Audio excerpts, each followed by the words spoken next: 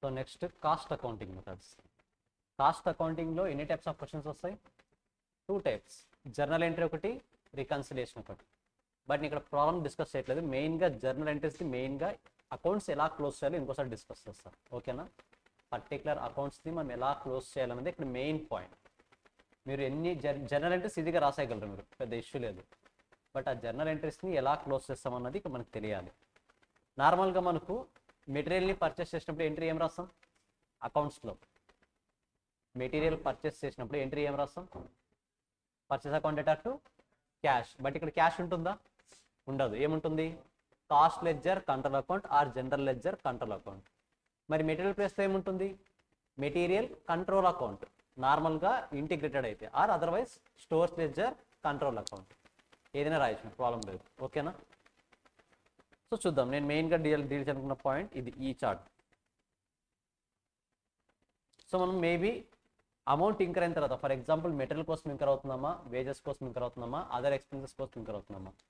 For example wages కోసం incur అయ్యారనుకోండి, entry ఏం రాస్తారు? నార్మల్గా wages account data to cash. But ఇక్కడ ఏమొస్తుంది? Wage control account data to cash account, sorry cost ledger control account. Clarity ఉంది కదా ఏ చేంజెస్ అవుతాయన్నది?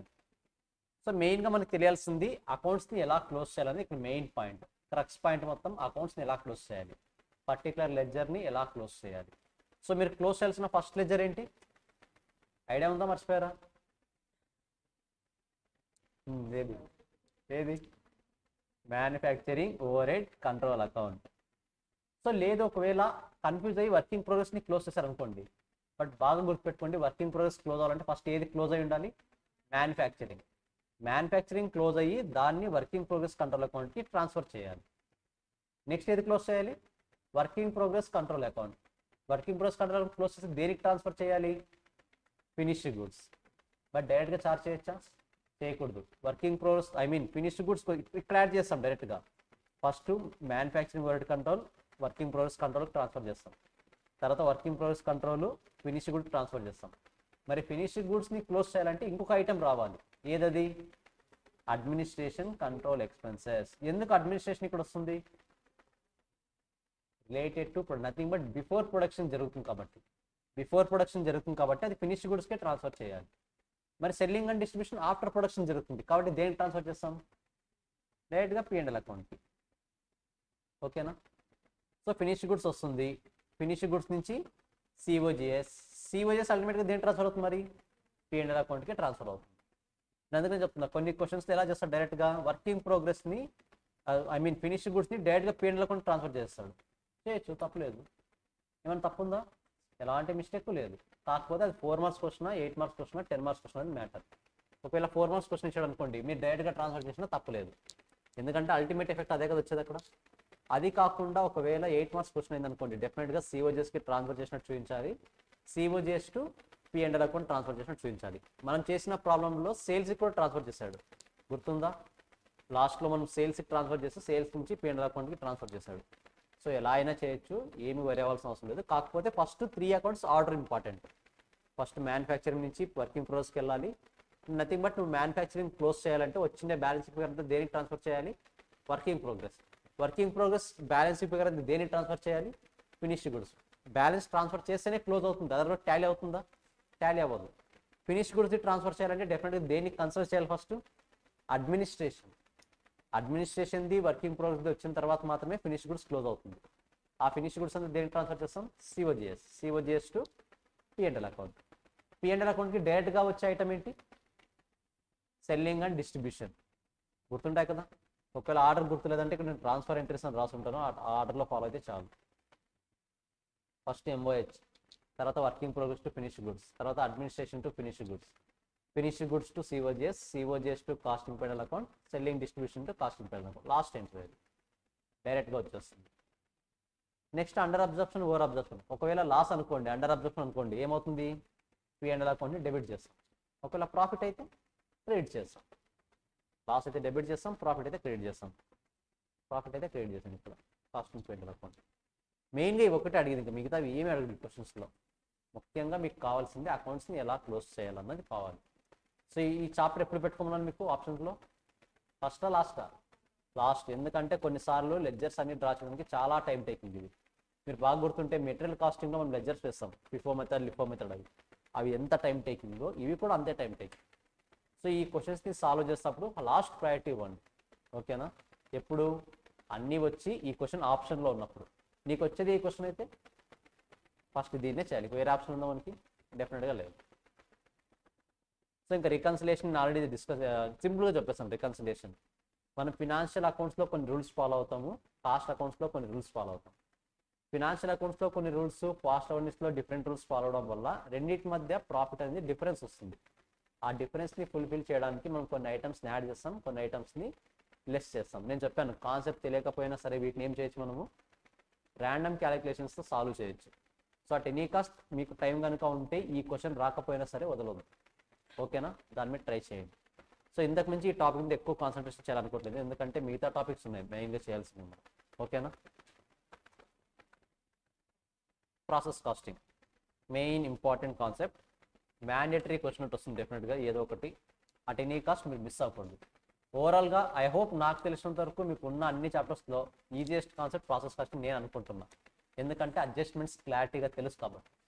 ఇక్కడ మెయిన్గా చెప్పాలంటే ఈజీ టఫ్ అనే కాన్సెప్ట్ ఉండదు, అడ్జస్ట్మెంట్స్ తెలుసా తెలియదా.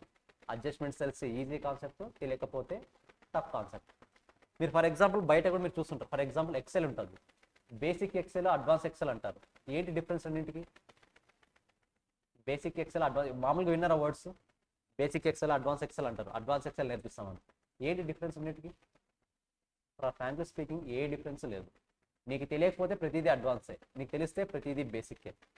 ఇక్కడ కూడా అంతే, తెలిసిన పాయింట్స్ అన్నీ కూడా బేసిక్లో అనిపిస్తాయి, అంటే ఈజీగా అనిపిస్తాయి. తెలియని పాయింట్స్ అన్నీ కూడా టఫ్ అనిపిస్తాయి. సో ఎప్పుడైతే మీకు టఫ్ అనిపిస్తుందో దాని మీద ఎక్కువ కాన్సన్ట్రేషన్ చేయండి, ఆఫ్టర్ సమ్ టైం అదే ఈజీగా అవుతుంది, ఓకేనా. సరే, ప్రాసెస్ కాస్టింగ్ నేను అక్కడ ఉన్న కాన్సెప్ట్ ఏం చెప్పట్లేదు, డైరెక్ట్గా అడ్జస్ట్మెంట్స్ ఎక్కువ క్లారిఫై చేస్తాను. ఓవరాల్గా ప్రాసెస్ కాస్టింగ్లో ఎన్ని టైప్స్ ఆఫ్ క్వశ్చన్స్ ఉంటాయి? ఎన్ని? 3 types. First one accounts draw చేయమంటాడు, సెకండ్ వన్ ఈక్వాలెంట్ స్టేట్మెంట్లో 4 స్టెప్స్ సాల్వ్ చేయాలి, third one inter process profits, including అంతా థియరీ క్వశ్చన్ కూడా ఉంది, కరెక్టా. ఇంటర్ ప్రాసెస్ ప్రాఫిట్లో థియరీ క్వశ్చన్ కూడా ఉంది, అది కూడా చూసుకోవాలి. సరే, ఫస్ట్ అకౌంట్స్లో డెబిట్ ఐటమ్స్ రాస్తాము. డెబిట్ ఐటమ్స్ రాసిన తర్వాత క్రెడిట్ ఐటమ్, ఫస్ట్ ఐటమ్ ఏది రాయాలి? నార్మల్ లాస్, కరెక్టా. నార్మల్ లాస్ ఎస్టిమేషనా రియాలిటీనా? Estimation. For example normal loss, ఇక్కడ మెయిన్ పాయింట్ ఇదే, నార్మల్ లాస్ అబ్నార్మల్ లాస్ ఒకే అకౌంట్లో వస్తాయా? వస్తాయా? అయితే okay. Normal loss abnormal gain, abnormal loss abnormal gain, normal loss రాకుండా అబ్నార్మల్ లాస్ అబ్నార్మల్ గెయిన్ వస్తాయా? రావు. సో ఎందుకు? నార్మల్ లాస్ మనం అనుకున్న దానికన్నా ఇంకా ఎక్కువ లాస్ వస్తే అది అబ్నార్మల్ లాస్ అవుతుంది, నార్మల్ లాస్ కన్నా తక్కువ లాస్ అవుతుందంటే అది అబ్నార్మల్ గెయిన్ అవుతుంది. ఇక్కడ రెక్టిఫికేషన్ ఎంట్రీ ఏది? Abnormal loss abnormal gain? Abnormal gain is the rectification entry, it not a treatment. Abnormal loss is the treatment, abnormal gain is the rectification entry. So normal loss రాయగానే ఇమీడియట్గా మనం చేయాల్సిన step ఏంటి? Credit side normal loss identify చేయగానే మనం చేయాల్సిన immediate step ఏంటి? Cost per unit calculate చేయాలి.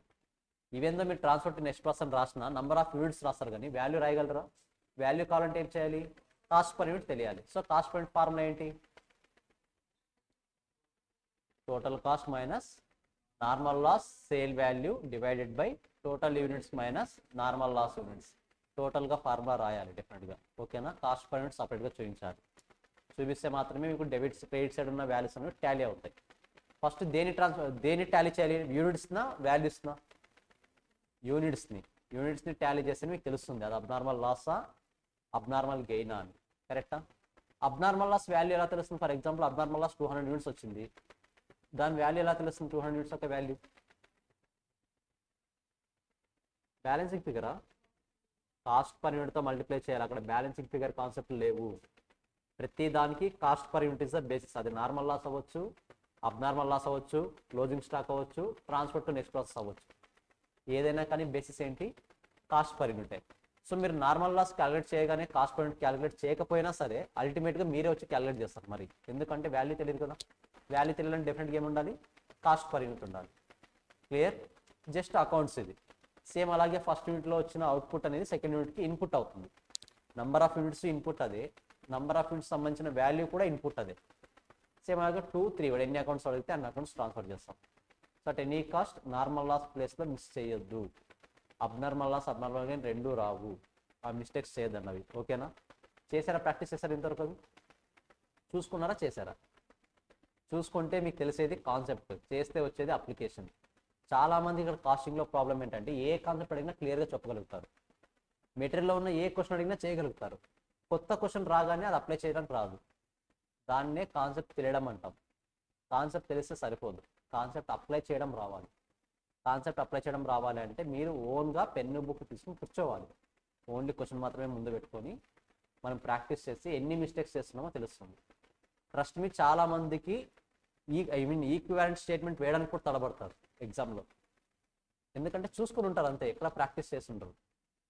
చూసుకుంటే రాదు, ప్రాక్టీస్ చేస్తే మాత్రమే వస్తుంది. ఈవెన్ స్టేట్మెంట్ అయినా సరే ఒకసారి ప్రాక్టీస్ చేయకుండా ఏమీ ఆలోచించకుండా మనం నిన్న మెటీరియల్లో చేసాం కదా FIFO ఆ స్టేట్మెంట్ వేసి చూడండి, ఎన్నిసార్లు స్ట్రైక్ అప్ చేసి మరి ప్యాటర్న్ వేస్తారు. అది ఆ ప్యాటర్న్ ఐడియా ఉంది కదా, 4 కాలమ్స్ ఉంటాయి, మెయిన్ 4 కాలమ్స్, సబ్ కాలమ్స్ ఎన్ని ఉంటాయి? 3 ఉంటాయి. సో ఆ క్లారిటీ ఉంటే మాత్రం మనం ఈజీగా ఫ్రేమ్ చేయగలం. అలాగే ఈక్వివాలెంట్ స్టేట్మెంట్ కూడా కొన్ని కండిషన్స్ ఉన్నాయి. ఇప్పుడు చూద్దాం, ఈక్వివాలెంట్ స్టేట్మెంట్కి వస్తాం కదా. సో ఈక్వివాలెంట్ స్టేట్మెంట్లో టోటల్గా మనకు ఎన్ని టేబుల్స్ వస్తాయి? Assume there is labour, over head and material, 3 types ఉన్నాయి. ఇప్పుడు ఎన్ని టైప్స్ ఆఫ్ కాలమ్స్ వస్తాయి టోటల్గా?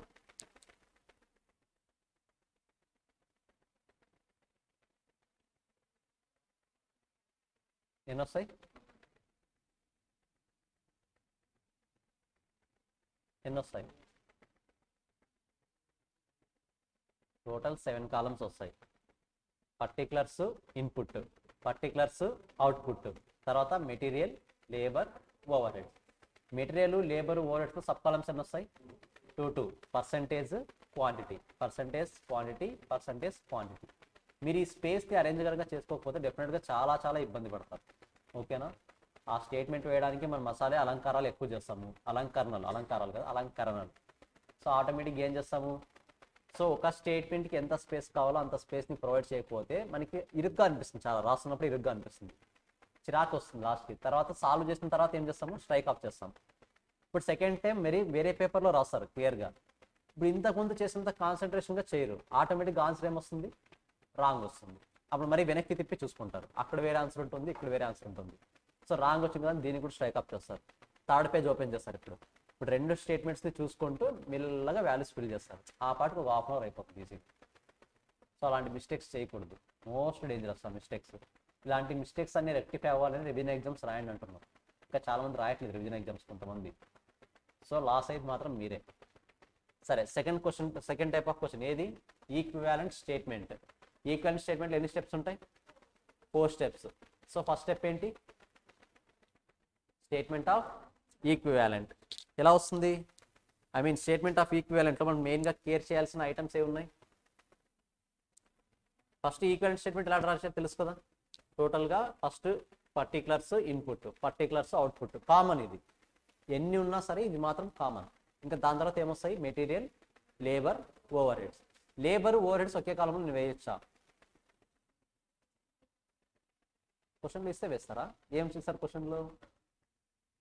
నేను అడిగింది లేబర్ అండ్ ఓవర్ హెడ్స్ అని ఒకే కాలంలో ఫిల్ చేయొచ్చు. నేను ఫిల్ చేయొచ్చు ఎప్పుడు? ఓపెనింగ్ స్టాకు, క్లోజింగ్ స్టాక్ అన్నీ కూడా సేమ్ పర్సంటేజెస్ ఉన్నప్పుడు. ఓకేనా? చేయొచ్చు, తప్పలేదు, టైం సేవ్ అవుతుంది. మన మెటీరియల్ ఉన్నా అలాగే ఇచ్చుంటాడు చాలాసార్లు. ఓకేనా? ఎప్పుడైతే క్లోజింగ్ స్టాక్, ఓపెనింగ్ స్టాక్ రెండు సేమ్ ఉండాలి. ఓన్లీ ఓపెనింగ్ స్టాక్ సేమ్ ఉండి క్లోజింగ్ స్టాక్ వేరు ఉంటే ఒకే దాంట్లో వేయకూడదు. అన్ని వాల్యూస్ రెండింటికి సేమ్ వస్తాయి అన్నప్పుడు మాత్రమే మీరు వేసుకోవాలి, అదర్వైజ్ వేసుకోవద్దండి. ఓకేనా? సరే, ఫస్ట్ ఏది వస్తుంది? మన ఈక్వివాలెంట్ స్టేట్మెంట్ మెయిన్ అడ్జస్ట్మెంట్ ఏంటి? Transfer to next process. ఇక్కడ ఎన్ని మెథడ్స్ ఉంటాయి మనకి మెయిన్గా అడిగేది FIFO method, weighted average method. So normal example తీసుకుందాం ఒకటి. 3300 పర్చేజెస్ యూనిట్స్, ఇది ఓపెనింగ్ స్టాక్ వచ్చేసి 300 యూనిట్స్. ట్రాన్స్ఫర్డ్ వచ్చేసి నెక్స్ట్ ప్రాసెస్కి 3500 units. If I'm following FIFO method, first ఏ మెటీరియల్ యూస్ చేస్తాను? సారీ, ఓపెనింగ్ స్టాక్ ఎన్ని? 300. మిగతా బ్యాలెన్స్ ఎంత ఉంటాయి? 3200. ఇవి ఎక్కడి నుంచి చూస్ చేస్తాను? ప్రజెంట్ స్టాక్ నుంచి చూస్ చేస్తాను. ఇక్కడ ఓపెనింగ్ స్టాక్ సంబంధించి ఎలాంటి ఇన్ఫర్మేషన్ ఇవ్వలేదు. జస్ట్ ఓపెనింగ్ స్టాక్ 300 యూనిట్స్ అన్నాడు, అది ఎంత పర్సెంటేజ్ కంప్లీట్ అయిందో ఇవ్వలేదు. ఇప్పుడు మీరు ఇక్కడ పర్సెంటేజ్ క్వాంటిటీలో ఎంత పర్సెంటేజ్ తీసుకుంటారు? నేను మరీ రిపీట్ చేస్తున్న క్వశ్చన్ని. ఓపెనింగ్ స్టాక్ జస్ట్ 300 యూనిట్స్ అని ఇచ్చాడు, కానీ ఎంత పర్సెంట్ కంప్లీట్ అయిందో ఇవ్వలేదు. ఎంత పర్సెంట్ కంప్లీట్ అయితే తెలిస్తేనే మనం రాసేది వాల్యూస్. మరి పర్సెంటేజ్ ఇవ్వలేదు, ఏం చేస్తాం? 100, 50, 50. It is assumed that material is already 100% completed. Material labour overheads 50-50 completed. But నా క్వశ్చన్ అది కాదు. ఫర్ ఎగ్జాంపుల్ ఇలా వస్తుందా, మెటీరియల్, లేబరు, ఓవర్హెడ్స్ అని 2 కాలమ్స్ వస్తాయి ఇలా, కరెక్టా? ఇక్కడ పర్సెంటేజ్ అనుకున్నాం, ఇవన్నీ పర్సెంటేజ్ ఫస్ట్ కాలమ్స్. ఇక్కడ ఎంత వాల్యూ తీసుకుంటారు? 0నా 100? అది మెయిన్ పాయింట్. 0. చాలా మంది 100 తీసుకుంటారు. ఇప్పుడు సార్ మీరే కదా సార్ 100, 50, 50 అన్నారు. Yes, 100% completed in last year. ఈ ఇయర్లో ఎంత కంప్లీట్ పర్సెంట్ చేస్తారు?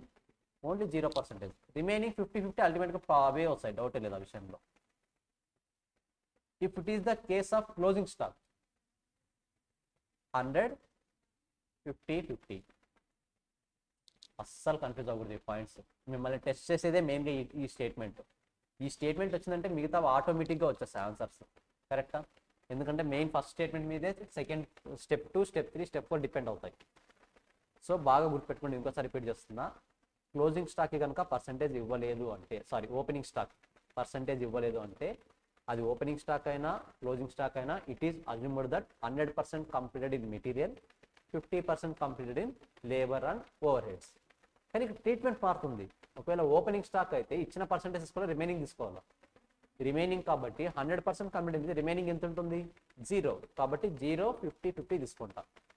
అదే క్లోజింగ్ స్టాక్ అంటే ఇచ్చిన వాల్యూస్, ఇక్కడ వాల్యూస్ ఇవ్వలేదు, మనమే అజంప్షన్ తీసుకున్నాం. ఎంత? 100, 50, 50. కాబట్టి 100, 50, 50% తీసుకోవాలి. ఇక్కడ రిమైనింగ్ తీసుకోకూడదు. మరి ఫస్ట్ ఈ పాయింట్ క్లియరా? సరే, కేస్ 2. క్వశ్చన్లో ఓపెనింగ్ స్టాక్ ఇచ్చాడు, సమ్ పర్సెంటేజ్లు ఇచ్చాడు. అవే వాల్యూస్ తీసుకుంటారా, ఇచ్చిన వాల్యూస్ తీసుకుంటారా? రిమైనింగ్ వాల్యూస్ తీసుకుంటారా? డెఫినెట్గా రిమైనింగ్ వాల్యూస్ తీసుకోవాలి. అదే క్లోజింగ్ స్టాక్ అయితే ఇచ్చిన వాల్యూసే తీసుకోవాలి. ఇది ఒక case. Next one, abnormal loss వచ్చింది మనకు, అబ్నార్మల్ గెయిన్ వచ్చింది. ఎక్కడ రాస్తారు abnormal gain? Debit side, credit సైడే లెస్ చేస్తాం. డెబిట్ సైడ్ రాయొచ్చా అంటే రాయొచ్చు, కాకపోతే స్పేస్ సరిపోదు. క్రెడిట్ సైడే లెస్ చేస్తాం దాన్ని, సింపుల్ పాయింట్, కరెక్టా? ఇప్పుడు మరి అబ్నార్మల్ గెయిన్కి పర్సెంటేజ్ ఎంత తీసుకుంటారు? అబ్నార్మల్ గెయిన్కి పర్సెంటేజ్ ఎంత తీసుకుంటారు? 2 కేసెస్ ఉంటాయి. క్వశ్చన్లో ఇస్తే ఇచ్చిన వాల్యూసే తీసుకోవాలి, ఇవ్వకపోతే 100%. ఏది? Abnormal gain. మరి అబ్నార్మల్ లాస్కి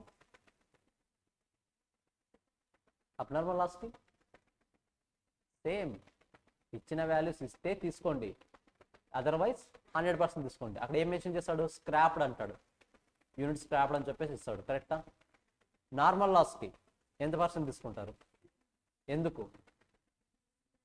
ఎస్టిమేటెడ్ కాబట్టి, ఇంపార్టెంట్ ఎంసీక్యూ, ఓకేనా? నార్మల్ లాస్ ఈక్వివలెంట్ స్టేట్మెంట్లో 0 ఎందుకు తీసుకుంటారు? Because it is an estimated. ముందుగా గెస్ చేస్తాం కాబట్టి అది 0% తీసుకుంటాం. క్లియరా? అన్ని క్లారిటీ వచ్చేసింది కదా? ఇంకోసారి చెప్పండి స్పీడ్గా. నార్మల్ లాస్ ఎంత పర్సెంట్ తీసుకుంటాం? అబ్నార్మల్ లాస్ ఏమీ చెప్పకపోతే, అబ్నార్మల్ గెయిన్ చెప్తే ఇచ్చిన పర్సెంటేజ్. ఓపెనింగ్ స్టాక్ ఏమీ చెప్పలేదు, స్టేట్మెంట్లో తీసుకున్న వాల్యూస్ చెప్పండి. 0, 50, 50. క్లోజింగ్ స్టాక్ ఏమీ చెప్పలేదు. ఓపెనింగ్ స్టాక్ సమ్ వాల్యూస్ చెప్పాడు, ఏ వాల్యూస్ తీసుకుంటారు? Remaining values. Closing stock some values ఇచ్చాడు, ఏ వాల్యూస్ తీసుకుంటారు? ఇచ్చిన వాల్యూస్ తీసుకుంటారు. క్లియర్? ఇక్కడ ఏం డౌట్ లేదు కదా? అంతే, ఈక్వల్ స్టేట్మెంట్లో ఏ అడ్జస్ట్మెంట్స్ లేవు ఇంకా. ఎప్పుడు? ఓపెనింగ్ స్టాక్ పాయింట్ వచ్చినప్పుడు. ఒకవేళ మనం ఫాలో అయ్యేది వెయిటెడ్ యావరేజ్ మెథడ్ అనుకోండి, ఓపెనింగ్ స్టాక్ అనే కాన్సెప్ట్ వస్తుందా? రాదు. ఆటోమేటిక్గా ఏం తీసుకుంటాం? ప్రతిదీ కూడా 100% కంప్లీట్ అని తీసుకుంటాం. గుర్తున్నాయి కదా ఈ కాన్సెప్ట్స్ అన్ని? ఎక్కడ మిస్ అవ్వలేదని అనుకుంటున్నా. Next step 3. ఇది స్టెప్ 1 కదా? స్టెప్ 2. స్టెప్ 2లో మనం చేయాల్సిన మ్యాండేటరీ అడ్జస్ట్మెంట్స్ ఒకటి ఉంది. ఏదది? Normal loss adjustment. మరి ఆ నార్మల్ లాస్ అడ్జస్ట్మెంట్ కూడా ఎన్ని కేసెస్ ఉన్నాయి?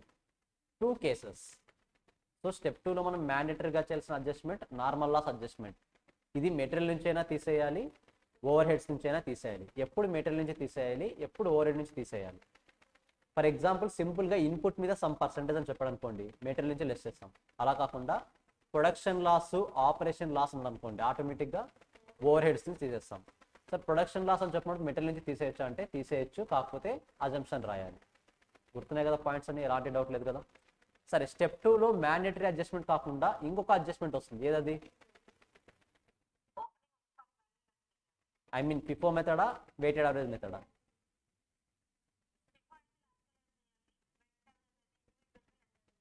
అది ఏది స్టెప్ 2లో ఇండివిజువల్ ఉంటుందా, అగ్రిగేట్ ఉంటుందా? షూరా? బాగా గెస్ చేయండి ఇంకోసారి. మీరు గుర్తుపెట్టుకున్న పాయింట్ బయటికి రావాలి, ఎందుకంటే ఈ పాయింట్ గుర్తుంది కానీ కన్ఫ్యూజ్ అయితే ప్రయోజనం లేదు కదా. మరి స్టెప్ 2లో ఇండివిజువల్ వస్తుందా, అగ్రిగేట్ వస్తుందా? ఐ మీన్ క్యుములేటివ్ వస్తుందా, ఇండివిజువల్ వస్తుందా? షూరా? పక్కా. సో ఇండివిజువల్కి వచ్చే మెథడ్ ఏది? ఫిఫోనా, వెయిటెడ్ యావరేజా? షూరా? ఏం డౌట్ లేదు కదా. సో స్టెప్ 2లో ఇండివిజువల్గా వస్తుంది, ఏది? Weighted average. స్టెప్ 3లో ఏది వస్తుంది? ఏది వస్తుంది? ఇండివిజువలా, అగ్రిగేటా? అగ్రిగేట్. గుర్తున్నాయి కదా స్టెప్స్ అన్ని, nothing but opening stock adjustment ఇది. కరెక్టా? ఇండివిజువల్గా యాడ్ చేయాలా, అగ్రిగేట్ యాడ్ చేయాలా అన్నాను.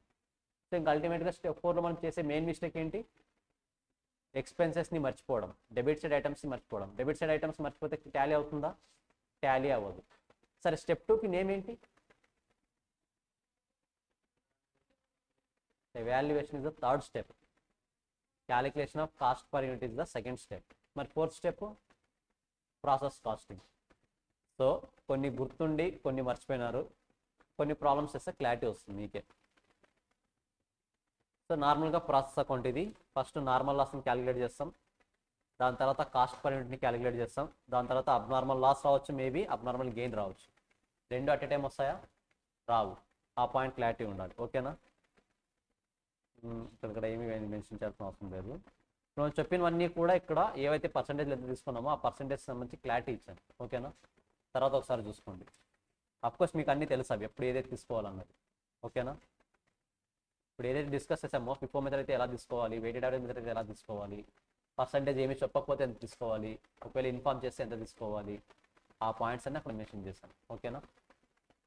క్వశ్చన్లో చాలామంది మిస్టేక్ అయ్యింది. ఫర్ ఎగ్జాంపుల్ స్క్రాప్డ్ యూనిట్స్ అని చెప్పేసి 1600 ఇచ్చారనుకున్నాం, ఓకేనా. మీరు నార్మల్ లాస్ క్యాలిక్యులేట్ చేసినప్పుడు 1400 వచ్చింది. కన్ఫ్యూజ్ అయిపోతారు అందరూ, అరే క్వశ్చన్లో 1600 ఇచ్చాడు, నాకు 1400 వచ్చింది, మరి 200 తప్పు వస్తుంది. ఇక్కడ చాలామంది చేసే మిస్టేక్స్ ఏంటంటే ఎయిదర్ వాళ్ళ మీద కాన్ఫిడెన్స్ లేకపోతే నేను చేసిన తప్పు అనుకుంటారు, ఓవర్ కాన్ఫిడెన్స్ ఉంటే క్వశ్చనే రాంగ్ ఉందంటారు. రెండు కూడా కరెక్ట్ కాదు. ఇంకా 200 ఏమొస్తుంది? అబ్నార్మల్ లాస్ వస్తుంది, కరెక్టా. ఇంకా కొన్ని కేసెస్ ఏమవుతుంది, 2000 యూనిట్స్ నార్మల్ లాస్ వస్తుంది, అంటే 400 మరీ డిఫరెన్స్ వచ్చింది. అంటే 400 దేంట్లో డిఫరెన్స్ వస్తున్నప్పుడు అబ్నార్మల్ గెయిన్లో వస్తుంది. ఆ పాయింట్ మిస్ అవ్వద్దు, అంటే నీ కాస్ట్ మర్చిపోకూడదు.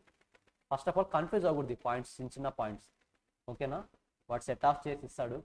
ఫర్ ఎగ్జాంపుల్ స్క్రాప్ రేట్ అని చెప్పేసి దీనికి సమ్ పర్సెంటేజ్ ఇచ్చాడు, మెటీరియల్కి ఎంత, లేబర్కి ఎంత, ఓవర్ హెడ్స్కి ఎంత. ఇప్పుడు ఆ పర్సెంటేజెస్ అన్నది నార్మల్ లాస్ యూస్ చేస్తారా?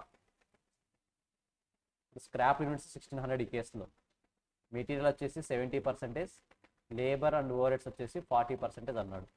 ఇప్పుడు 70%, 40% అన్నది ఓపెనింగ్ స్టాక్కి యూస్ చేస్తారా? చేయరా? చేస్తారా చేయరా? తలలతో కాకుండా సార్ నోటితో చెప్పండి, ఎందుకంటే క్లారిటీ రావట్లేదు, చాలా మంది క్రాస్ ఒప్పుతున్నారు. చేస్తారా చేయరా? చేయరు. ఇదే వాల్యూస్ అబ్నార్మల్ లాస్కి యూస్ చేస్తారా? చేస్తారా చేయరా? 100% కాదా? ఇచ్చిన వాల్యూస్ కాబట్టి అది తీసుకోవాలి. మరి అబ్నార్మల్ గెయిన్ అదేంటి? గెయిన్ కాదు కదా, ఇది వచ్చింది లాస్ కదా, ఇచ్చింది గెయిన్ కాదు కదా, స్క్రాప్ యూనిట్స్ కదా. అయినా సరే అదే తీసుకోవాలి, బికాస్ అక్కడ మనం అబ్నార్మల్ గెయిన్ అనేది రెక్టిఫికేషన్ ఎంట్రీ అని చెప్పాం కదా. రెక్టిఫికేషన్ ఎంట్రీ ఎంత పర్సెంట్ అయితే చార్జ్ చేస్తుంటామో అంత పర్సెంట్ని ఏం చేయాలి? లెస్ చేయాలి ఇక్కడ. కాబట్టి అబ్నార్మల్ లాస్ అయినా సరే, అబ్నార్మల్ గెయిన్ అయినా సరే, యూనిట్ స్క్రాప్ ఇస్తే అదే కన్సిడర్ చేయాలి. క్లియర్? ఒకసారి క్వశ్చన్ నెంబర్ 2 ఒకసారి క్వశ్చన్ చదవండి, ట్రై చేద్దాం. అఫ్కోర్స్ ఆన్సర్ ఉంది అక్కడ, జస్ట్ గ్లాన్స్ చేసేద్దాం. క్వశ్చన్ నెంబర్ 2 జస్ట్ ఒకసారి చదవండి.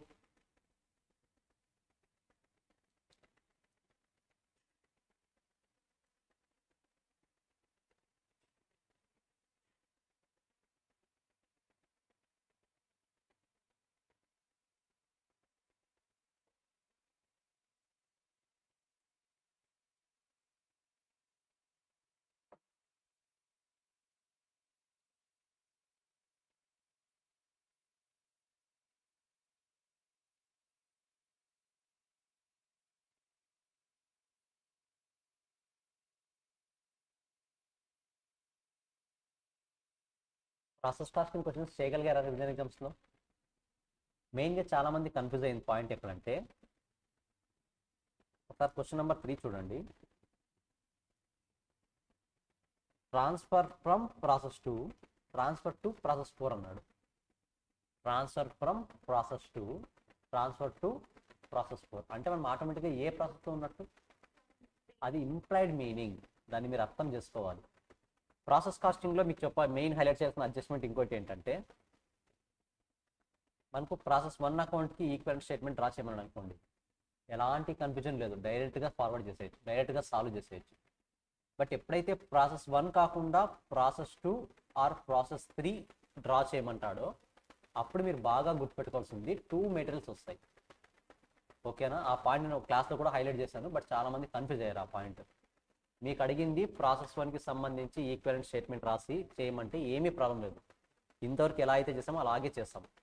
బట్ ఎప్పుడైతే మీకు ప్రాసెస్ 1 కాకుండా ప్రాసెస్ 2నో ప్రాసెస్ 3నో మీకు డ్రా చేయమంటే ఆటోమేటిక్గా ఎన్ని టైప్స్ ఆఫ్ మెటీరియల్స్ వస్తాయి? 2 types. Nothing but material labour overhead ఉంది, ఇప్పుడు ఇంకో మెటీరియల్ వస్తుంది, అంతే, ఎలాంటి డిఫరెన్స్ లేదు. జస్ట్ మీ ఈక్వలెంట్ స్టేట్మెంట్లో 3 కాలమ్స్ కాకుండా ఎన్ని కాలమ్స్ వస్తాయి? 4 కాలమ్స్. అంటే main left side right side main columns చెప్తున్నాను. నార్మల్గా మెటీరియల్ ఒకటి వస్తుంది, లేబర్ ఒకటి వస్తుంది, ఓవర్హెడ్స్ ఒకటి వస్తుంది. అలా కాకుండా ప్రాసెస్ 2 చేయమంటే దాని మీనింగ్ ఏంటి? మెటీరియల్ 1 మెటీరియల్ 2 వస్తాయి. ఎందుకు సార్? అక్కడ ఉన్న అజంప్షన్ కూడా చెప్తాను నేను. నార్మల్గా మనకు డైరెక్ట్గా ప్రాసెస్ 2 అకౌంట్ని డ్రా చేయమంటున్నాను అంటే మీనింగ్ ఏంటంటే, నేను ప్రాసెస్ 1లో ఒక టైప్ ఆఫ్ మెటీరియల్ని ఇంట్రొడ్యూస్ చేస్తాను, ప్రాసెస్ 2లో ఒక టైప్ ఆఫ్ మెటీరియల్ని ఇంట్రొడ్యూస్ చేస్తాను, కాబట్టి 2 టైప్స్ ఆఫ్ మెటీరియల్స్ వస్తాయి.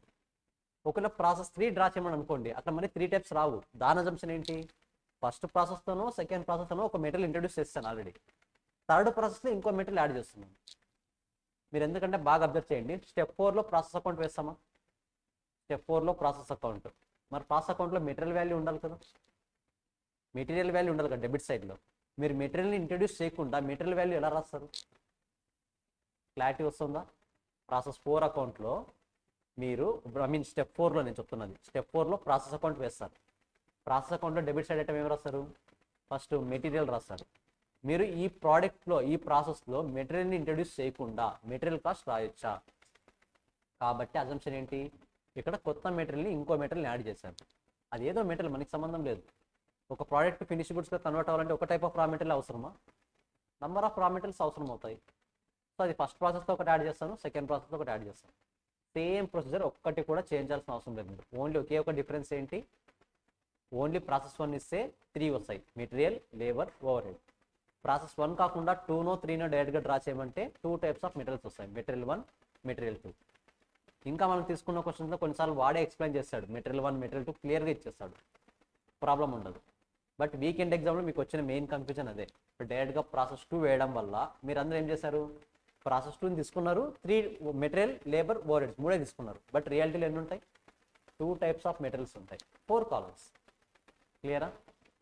సో ఈ పాయింట్ నేను రియల్లీ అప్రిషియేట్ చేస్తాను అందరినీ. ఎందుకు అంటే, పొరపాటున మీరు వీకెండ్ ఎగ్జామ్ రాసి ఆ క్వశ్చన్ని సాల్వ్ చేయకుండా వదిలేసి దాన్ని రివ్యూ చేయకపోయి ఉంటే ఆన్సర్ తెలిసేది ఎప్పటికైనా, కానీ తెలిసేది. ఇప్పుడు మీనింగ్ తెలుస్తుందని ఎందుకు రివిజన్ ఎగ్జామ్స్ మాత్రమే రివ్యూ చేయమంటున్నాను? మెయిన్ ఎగ్జామ్స్ రివ్యూ చేస్తారా మరి? అస్సలు చేయకూడదు. ఎప్పుడు చేయాలి? మన టైం బాగాలేక ఫెయిల్ అయితే నెక్స్ట్ అటెంప్ట్కి చేయాలి. అంతవరకు అసలు సజెస్టెడ్ ఆన్సర్స్, రివిజన్ ఆన్సర్స్, మీ ఫ్రెండ్స్ చెప్పే సజెషన్స్ అస్సలు టచ్ చేయదు. ఓకేనా? చాలా డేంజర్ అవి. క్లియర్? క్వశ్చన్ నెంబర్ 1 చదివారా? ఒకసారి చూద్దాం. నేను డైరెక్ట్గా మరి క్వశ్చన్ని చూపించట్లేదు, డైరెక్ట్గా ఎక్స్ప్లెయిన్ చేస్తున్నా. ఓపెనింగ్ స్టాక్ మనకి 2000 యూనిట్స్ ఉన్నాయి ఇన్పుట్, దాంతోపాటు 38,000 యూనిట్స్ కొత్తగా ఈ ప్రాసెస్లో ఇంట్రొడ్యూస్ చేశాం. సో కంప్లీట్ మనకి ఏ మెథడ్ అడుగుతున్నాడు? మెథడ్ అడిగాడా సపరేట్గా? గైస్ ఇది కూడా ఇంపార్టెంట్ నాకు. క్వశ్చన్లో ఒకవేళ మెథడ్ చెప్పలేదు, ఏ మెథడ్ ప్రకారం సాల్వ్ చేయాలని, ఏ మెథడ్ ప్రకారం సాల్వ్ చేయాలని ఎలా డిసైడ్ అవుతాం? ఓపెనింగ్ స్టాక్ చూడాలి. ఓపెనింగ్ స్టాక్లో ఇండివిజువల్ వాల్యూస్ ఇచ్చింటే ఏ మెథడ్? Weighted average method. Aggregate values ఇచ్చింటే లిఫో మెథడ్. మనకు అడిగేది రెండు, లిఫో అడగడు. ఓకేనా? ఎందుకంటే లిఫోలో కాంప్లెక్సిటీస్ చాలా ఉంటాయి. Of course same method, LIFO FIFO same method, exact మారుతాయి అంతే. సో మరీ చెప్తున్నా, మనం ఒకవేళ క్వశ్చన్లో కనుక ఏ మెథడ్ అన్నది ఇవ్వకపోతే మెథడ్ క్వశ్చన్ రాంగ్ ఇచ్చినట్టు కాదు, వేరే ఏదో హింట్ ఇచ్చాడు. ఆ హింట్ ఏంటి? Opening stock. ఓపెనింగ్ స్టాక్ చూడండి. ఓపెనింగ్ స్టాక్ ఇండివిజువల్ వాల్యూస్ ఉంటే ఏం చేయాలి? నథింగ్ బట్ ఓపెనింగ్ స్టాక్లో మెటీరియల్ ఎంత, లేబర్ ఎంత, ఓవర్హెడ్ ఎంత సపరేట్గా ఇచ్చాడు అనుకోండి, ఏ మెథడ్ అది? Weighted average method. అది కాకుండా అగ్రిగేట్ వాల్యూస్ ఇస్తే FIFO method. So weighted average method adjustment ఎక్కడ వస్తుంది, ఏ స్టెప్లో వస్తుంది? స్టెప్ 2, ఇండివిజువల్ గానే అగ్రిగేట్ గానే? ఇండివిజువల్. అదే FIFO మెథడ్ అయితే అగ్రిగేట్ ఎక్కడ వస్తుంది? స్టెప్ 3. ఓకేనా? మరి ఇప్పుడు ఇదే మెథడ్ యావరేజ్ మెథడ్ ఇచ్చేసారు. క్వశ్చన్లో అడిగాడు ఎక్కడైనా? క్వశ్చన్లో అడిగాడా? అడగలేదు. మోర్ ఓవర్ ఓపెనింగ్ స్టాక్ అనేది ఇండివిజువల్గా ఇచ్చేసాడు కాబట్టి ఆటోమేటిక్గా వెయిటెడ్ యావరేజ్ మెథడ్. అంతే కదా? ఐడెంటిఫై చేయొచ్చా చేయలేమా? ఈజీగా చేయొచ్చు. సరే, completed goods complete okay 35,000 guys ఇది 100%ఏనా? ఎంత ఇచ్చారు క్వశ్చన్లో? ఇచ్చారా పర్సంటేజ్ ఎంత అనేది? పర్సంటేజ్ ఇవ్వలేదంటే ఏం చేయాలి? మిస్టేక్ ఉన్నట్టుంది ఇక్కడ. ఓపెనింగ్ స్టాక్ ఇచ్చాడా? 2000 యూనిట్స్, పర్సంటేజ్ ఎంత ఇవ్వలేదు. వెయిట్ మనం ఫాలో అవుతున్నది ఏంటి? Weighted average method. Weighted average మెథడ్లో పర్సంటేజ్ ఎంత తీసుకుంటాం? 100%. నథింగ్ బట్ మనం అయితే డైరెక్ట్గా 35,000 అని తీసుకుంటాం. కరెక్టా? వీళ్ళు ఏం చేస్తారు? ఓపెనింగ్ స్టాక్ది కొత్త యూనిట్స్ సపరేట్ చేసి చూపించారు. ఎలాగైనా చూపించచ్చు, ప్రాబ్లం లేదు. మీరు సింపుల్గా 35,000 అని పెట్టేసి 100% తీసేసుకోవచ్చు. ఇక్కడ చూడండి, లేబర్ అండ్ ఓవర్హెడ్ ఒకే కాలంలో ఉంది. ఎందుకు ఒకే కాలంలో ఉంది ఒకసారి చూడండి. Degree of completion, closing stock రెండూ సేమ్ ఉన్నాయి. అబ్జర్వ్ చేశారా? రెండూ సేమ్ ఉంటే మాత్రమే మీరు ఒకే కాలంలో తీసుకోవచ్చు, అదర్వైజ్ తీసుకోకూడదు. ఓకేనా? ఇవన్నీ కూడా స్మార్ట్ వర్క్స్, మనకి టైం సేవ్ చేస్తాయి కదా. సరే, నార్మల్ లాస్ ఎంత తీసుకున్నారు? 0, 0. క్లోజింగ్ వర్కింగ్ ప్రోగ్రెస్ ఇచ్చిన వాల్యూస్ తీసుకోవాలి, రిమైనింగ్ వాల్యూస్ ఇచ్చిన వాల్యూస్ 180 ఇచ్చాడు కదా, 180. లాస్ట్ వన్ ఇంకా బ్యాలెన్సింగ్ ఫిగర్ చూస్తాం, నెంబర్ ఆఫ్ యూనిట్స్ టాలీ చేస్తాము. అబ్నార్మల్ గెయిన్ వస్తే లెస్ చేస్తాము, అబ్నార్మల్ లాస్ వస్తే యాడ్ చేస్తాం. సో ఈక్వివలెంట్ యూనిట్స్ వచ్చేస్తాయి 40, 38, 37, 400. స్టెప్ 2 ఏంటి? Cost per unit. బట్ దానికన్నా ముందు ఏం చేయాలి? ఫస్ట్ మనము మెటీరియల్ని లెస్ చేయాలి. నార్మల్ లాస్ ఎన్ని ఉన్నాయి చూడండి, 2000 యూనిట్స్. దాన్ని ఎంతకు సేల్ చేస్తున్నాం ఇచ్చారా క్వశ్చన్లో? 20 పర్ పీస్. అంటే 2000 యూనిట్స్ని 20 పర్ పీస్కి సేల్ చేస్తాం. మరి అది మన బెనిఫిటే కదా. బెనిఫిట్ కాబట్టి దేని నుంచి లెస్ చేయాలి మనము? రా మెటీరియల్ నుంచి లెస్ చేయాలి. ఇది మ్యాండేటరీ అడ్జస్ట్మెంట్, తెలిసిందే కదా. ఒకవేళ ప్రొడక్షన్ అయితే ఓవర్ హెడ్స్ నుంచి లెస్ చేస్తాం. పాయింట్ క్లారిటీ ఉండాలి. ఇది వెయిటెడ్ యావరేజ్ మెథడ్ కాబట్టి ఓపెనింగ్ స్టాక్ యొక్క అడ్జస్ట్మెంట్స్ ఎక్కడ వస్తున్నాయి? స్టెప్ 2లో వస్తున్నాయి. అదే FIFO మెథడ్ అయితే స్టెప్ 3లో అగ్రిగేట్గా వస్తాయి, ఇండివిజువల్గా కాదు. క్లియరా? సో కాస్ట్ పర్ యూనిట్ కనుక్కుంటాము. కాస్ట్ పర్ యూనిట్ని బేస్ చేసుకుని ఎవాల్యుయేషన్ స్టేట్మెంట్ వేస్తాం. ఇంకా ప్రాసెస్ అకౌంట్ ఇక్కడ వేయలేదు అంతే. అన్ని ఇన్ఫర్మేషన్స్ ఉన్నప్పుడు ప్రాసెస్ అకౌంట్లో ఈ వాల్యూస్ ఎక్కడ తీసుకునేది మనము? అవునా కదా? డెబిట్ ఐటమ్స్ అల్టిమేట్గా తెలుస్తాయి క్వశ్చన్లో. క్రెడిట్ ఐటమ్స్ మనం ఏవైతే స్టెప్ 3లో ఐడెంటిఫై చేస్తామో అవే రాస్తాం. క్లియరా? ఎలాంటి డౌట్ లేదు కదా గైస్. ప్రాక్టీస్ చేస్తే ఇది రివిజన్ చాలా చాలా చాలా యూజ్ అనిపిస్తుంది. ప్రాక్టీస్ చేసి ఒక క్లారిటీ ఉండింటే. నా FIFO మెథడ్ అంటే క్లారిటీ లేదు, వెయిటెడ్ యావరేజ్ మెథడ్ క్లారిటీ లేదు, ఈ అడ్జస్ట్మెంట్స్ అన్ని క్లారిటీ లేవంటే మాత్రం డెఫినెట్గా నా క్లాస్ అస్సలు అర్థం కాదు. ఓకేనా? సరే, సెకండ్ క్వశ్చన్లో ఏం చేస్తాము? Using FIFO method. గైస్ ఇక్కడ చూడండి, direct material added in process 3. Nothing but that meaning ఏంటి? మోర్ దెన్ 1 మెటీరియల్ ఉందా, 1 మెటీరియల్ ఉందా? డైరెక్ట్గా ప్రాసెస్ 3 అంటున్నాడు. డైరెక్ట్గా మోర్ దెన్ 1 మెటీరియల్. ఆ ఒక్క పాయింట్తో తెలుస్తుంది మనకు. వాడు ఈ క్వశ్చన్ చెప్పకపోయినా కూడా ఇవి రెండు డైరెక్ట్గా ప్రాసెస్ 3 అని మెన్షన్ చేయగానే మెటీరియల్ 2 ఐటమ్స్ ఉంటాయి already. Material 1, material 2. Nothing but material A, material B. ఓకేనా? సో సేమ్ ఇంకా ఓపెనింగ్ వర్కింగ్ ప్రోగ్రెస్ ఎంత పర్సెంటేజ్ ఉంటే అంత పర్సెంటేజ్, రిమైనింగ్ బ్యాలెన్స్ తీసుకుంటాం. క్లోజింగ్ స్టాక్ ఉంటే రిమైనింగ్ ఉన్న పర్సెంటేజే తీసుకుంటాం. నార్మల్ లాస్కి 0%, అబ్నార్మల్ లాస్ వస్తే 100%.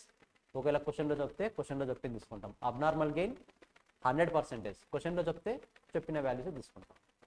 ఒక్క స్టెప్ 1లో మాత్రమే చేంజ్ వస్తుంది. స్టెప్ 2, స్టెప్ 3 అన్నీ సేమ్, ఇంకా ఏ ఒక్కటి కూడా చేంజ్ అవుతుంది. ఓకేనా? సో నార్మల్ లాస్ చూడండి, ఇక్కడ ఏమన్నాడు క్వశ్చన్లో? నార్మల్ లాస్ దేని మీద ఇచ్చాడు చూడండి. నార్మల్ లాస్ ఎక్కడ ఉంది క్వశ్చన్లో? 5% ఆఫ్ ప్రొడక్షన్ అన్నాడు కాబట్టి మనం మెటీరియల్ మీద తీసుకుంటామా? ప్రొడక్షన్ మీద తీసుకుంటాం. మన ప్రొడక్షన్ ఎలా వస్తుంది? Opening stock plus purchases minus closing stock. Opening stock plus purchases minus closing stock. So వచ్చే వాల్యూ మీద 5% తీసుకుంటాం. ఓకేనా? జస్ట్ ఒకసారి రివైజ్ చేస్తారా అవి? వెయిట్, ఇంటర్ ప్రాసెస్ ప్రాఫిట్ కూడా చెప్పేస్తాను, మూడు ఒకసారి రివైజ్ చేయండి కావాలంటే. ఓకేనా? ఇంటర్ ప్రాసెస్ ప్రాఫిట్లో మెయిన్ అడ్జస్ట్మెంట్ ఏది?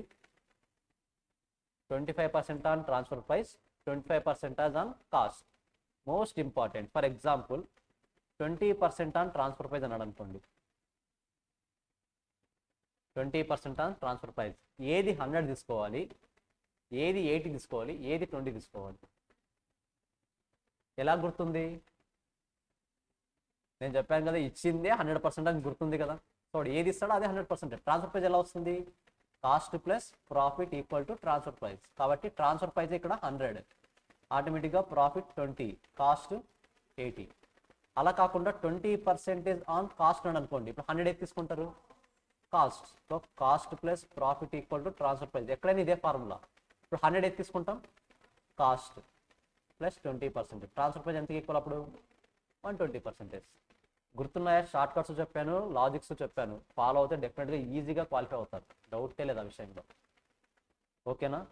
సో ఈ కాన్సెప్ట్ కన్నా క్లారిటీ లేకపోతే, అట్లీస్ట్ కాన్సెప్ట్ క్లారిటీ లేకపోయినా ఈ షార్ట్ కట్ కనుక గుర్తు లేకపోతే వెళ్ళి ఒక 5 నిమిషాలు ఆలోచిస్తారు. ఎందుకంటే మీరు ప్రొసీజర్ అంతా చేయడం తెలిసినా, ట్రాన్స్ఫర్ చేయడం తెలిసినా కరెక్ట్ వాల్యూ ట్రాన్స్ఫర్ చేయకపోతే టాలీ అవుతుందా? టాలీ అవ్వదు.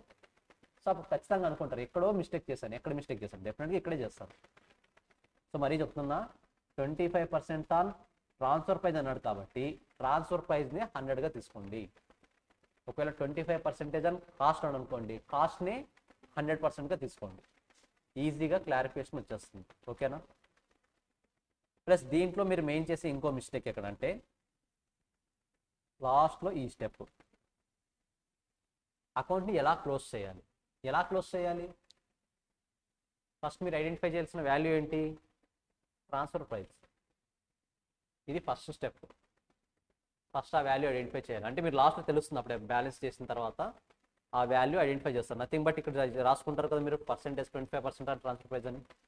దీని తర్వాత సెకండ్ స్టెప్, కాస్ట్ కాలమ్ అంతా యాడ్ చేసి ఈ ఫిగర్ని కనుక్కోండి, బ్యాలెన్సింగ్ ఫిగర్. డెబిట్ ఐటమ్ ఎంత వస్తుంది, ఇక్కడ ఎంత వచ్చింది, ఈ వాల్యూ ఎంత ఉండాలి, ఈ రెండింటిని బేస్ చేసుకుంటే ఈ బ్యాలెన్సింగ్ ఫిగర్ అవుతుంది. గుర్తున్నాయా పాయింట్స్ అన్ని?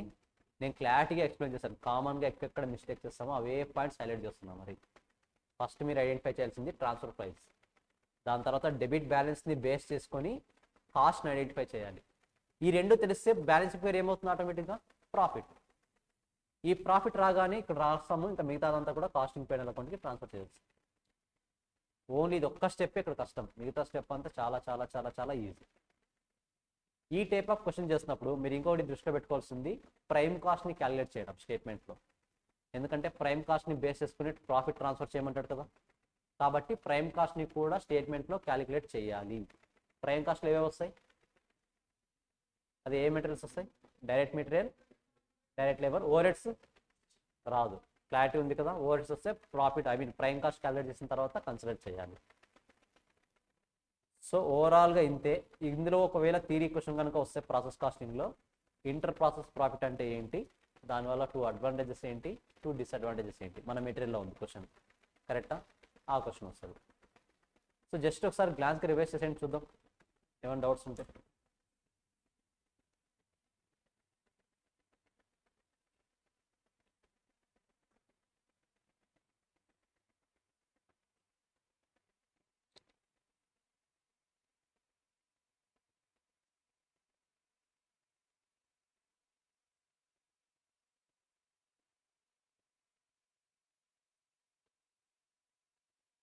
ఏమైనా మనకి కాంట్రాక్ట్ సర్వీస్ అంతే కదా, ఓన్లీ 2 చాప్టర్స్, ఈజీగా అయిపోతుంది.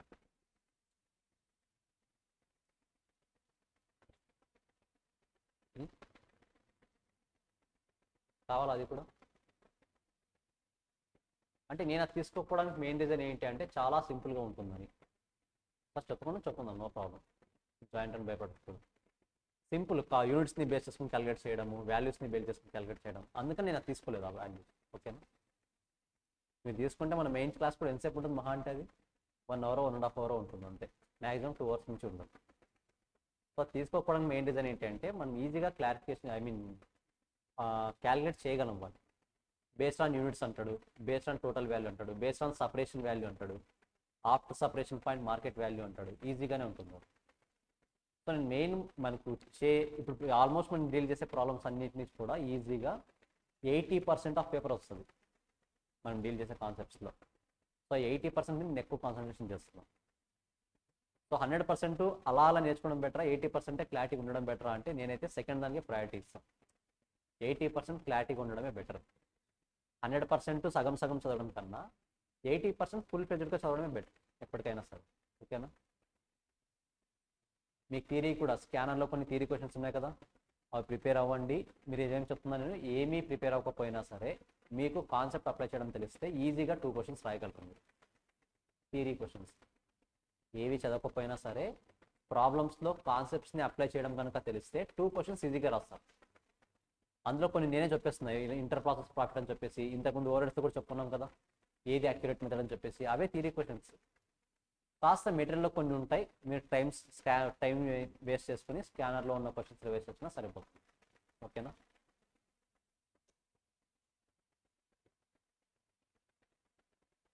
చాలా క్వశ్చన్స్ రివైజ్ చేసండి, ఏమంటే కంప్లీట్ చేసేద్దాం.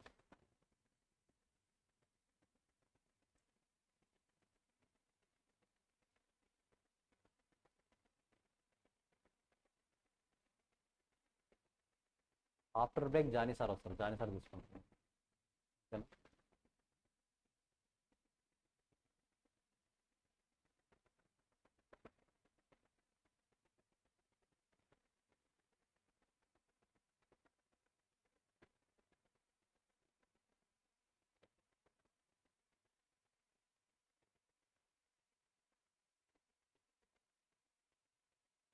మీరు ఎగ్జామ్ ఎలా రాసినా సరే, బాగా రాసినా బాగా రాయకపోయినా, ఈ ఎగ్జామ్ అయిన తర్వాత ఒకసారి మెసేజ్ చేయండి ఏం చేశారన్నది ఎగ్జామ్లో. ఓకేనా? అది బాగా రాసినా ఓకే, బాగా రాకపోయినా ఓకే. ప్రతిసారి మనమేం దేవుళ్ళ పర్ఫార్మెన్స్ అదరగొట్టడానికి కాదు కదా, మిస్టేక్స్ చేస్తాం, ఎలాంటి తప్పు లేదు. బట్ అది నాకు ఒక క్లారిఫికేషన్ కావాలి ఆ రోజు ఎంతమంది వరకు ట్రై చేశారనేది. ఓకేనా? జస్ట్ ఒక message, just 1 message. Clear?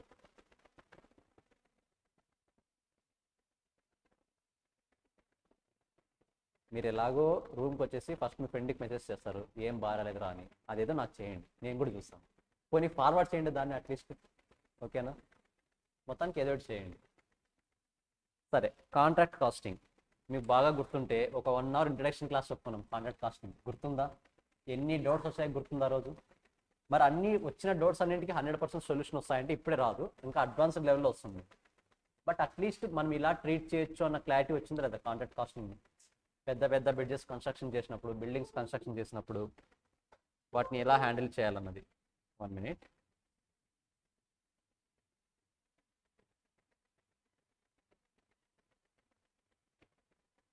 So ఓవరాల్గా కాంట్రాక్ట్ కాస్టింగ్ ఈజీనా డిఫికల్టా?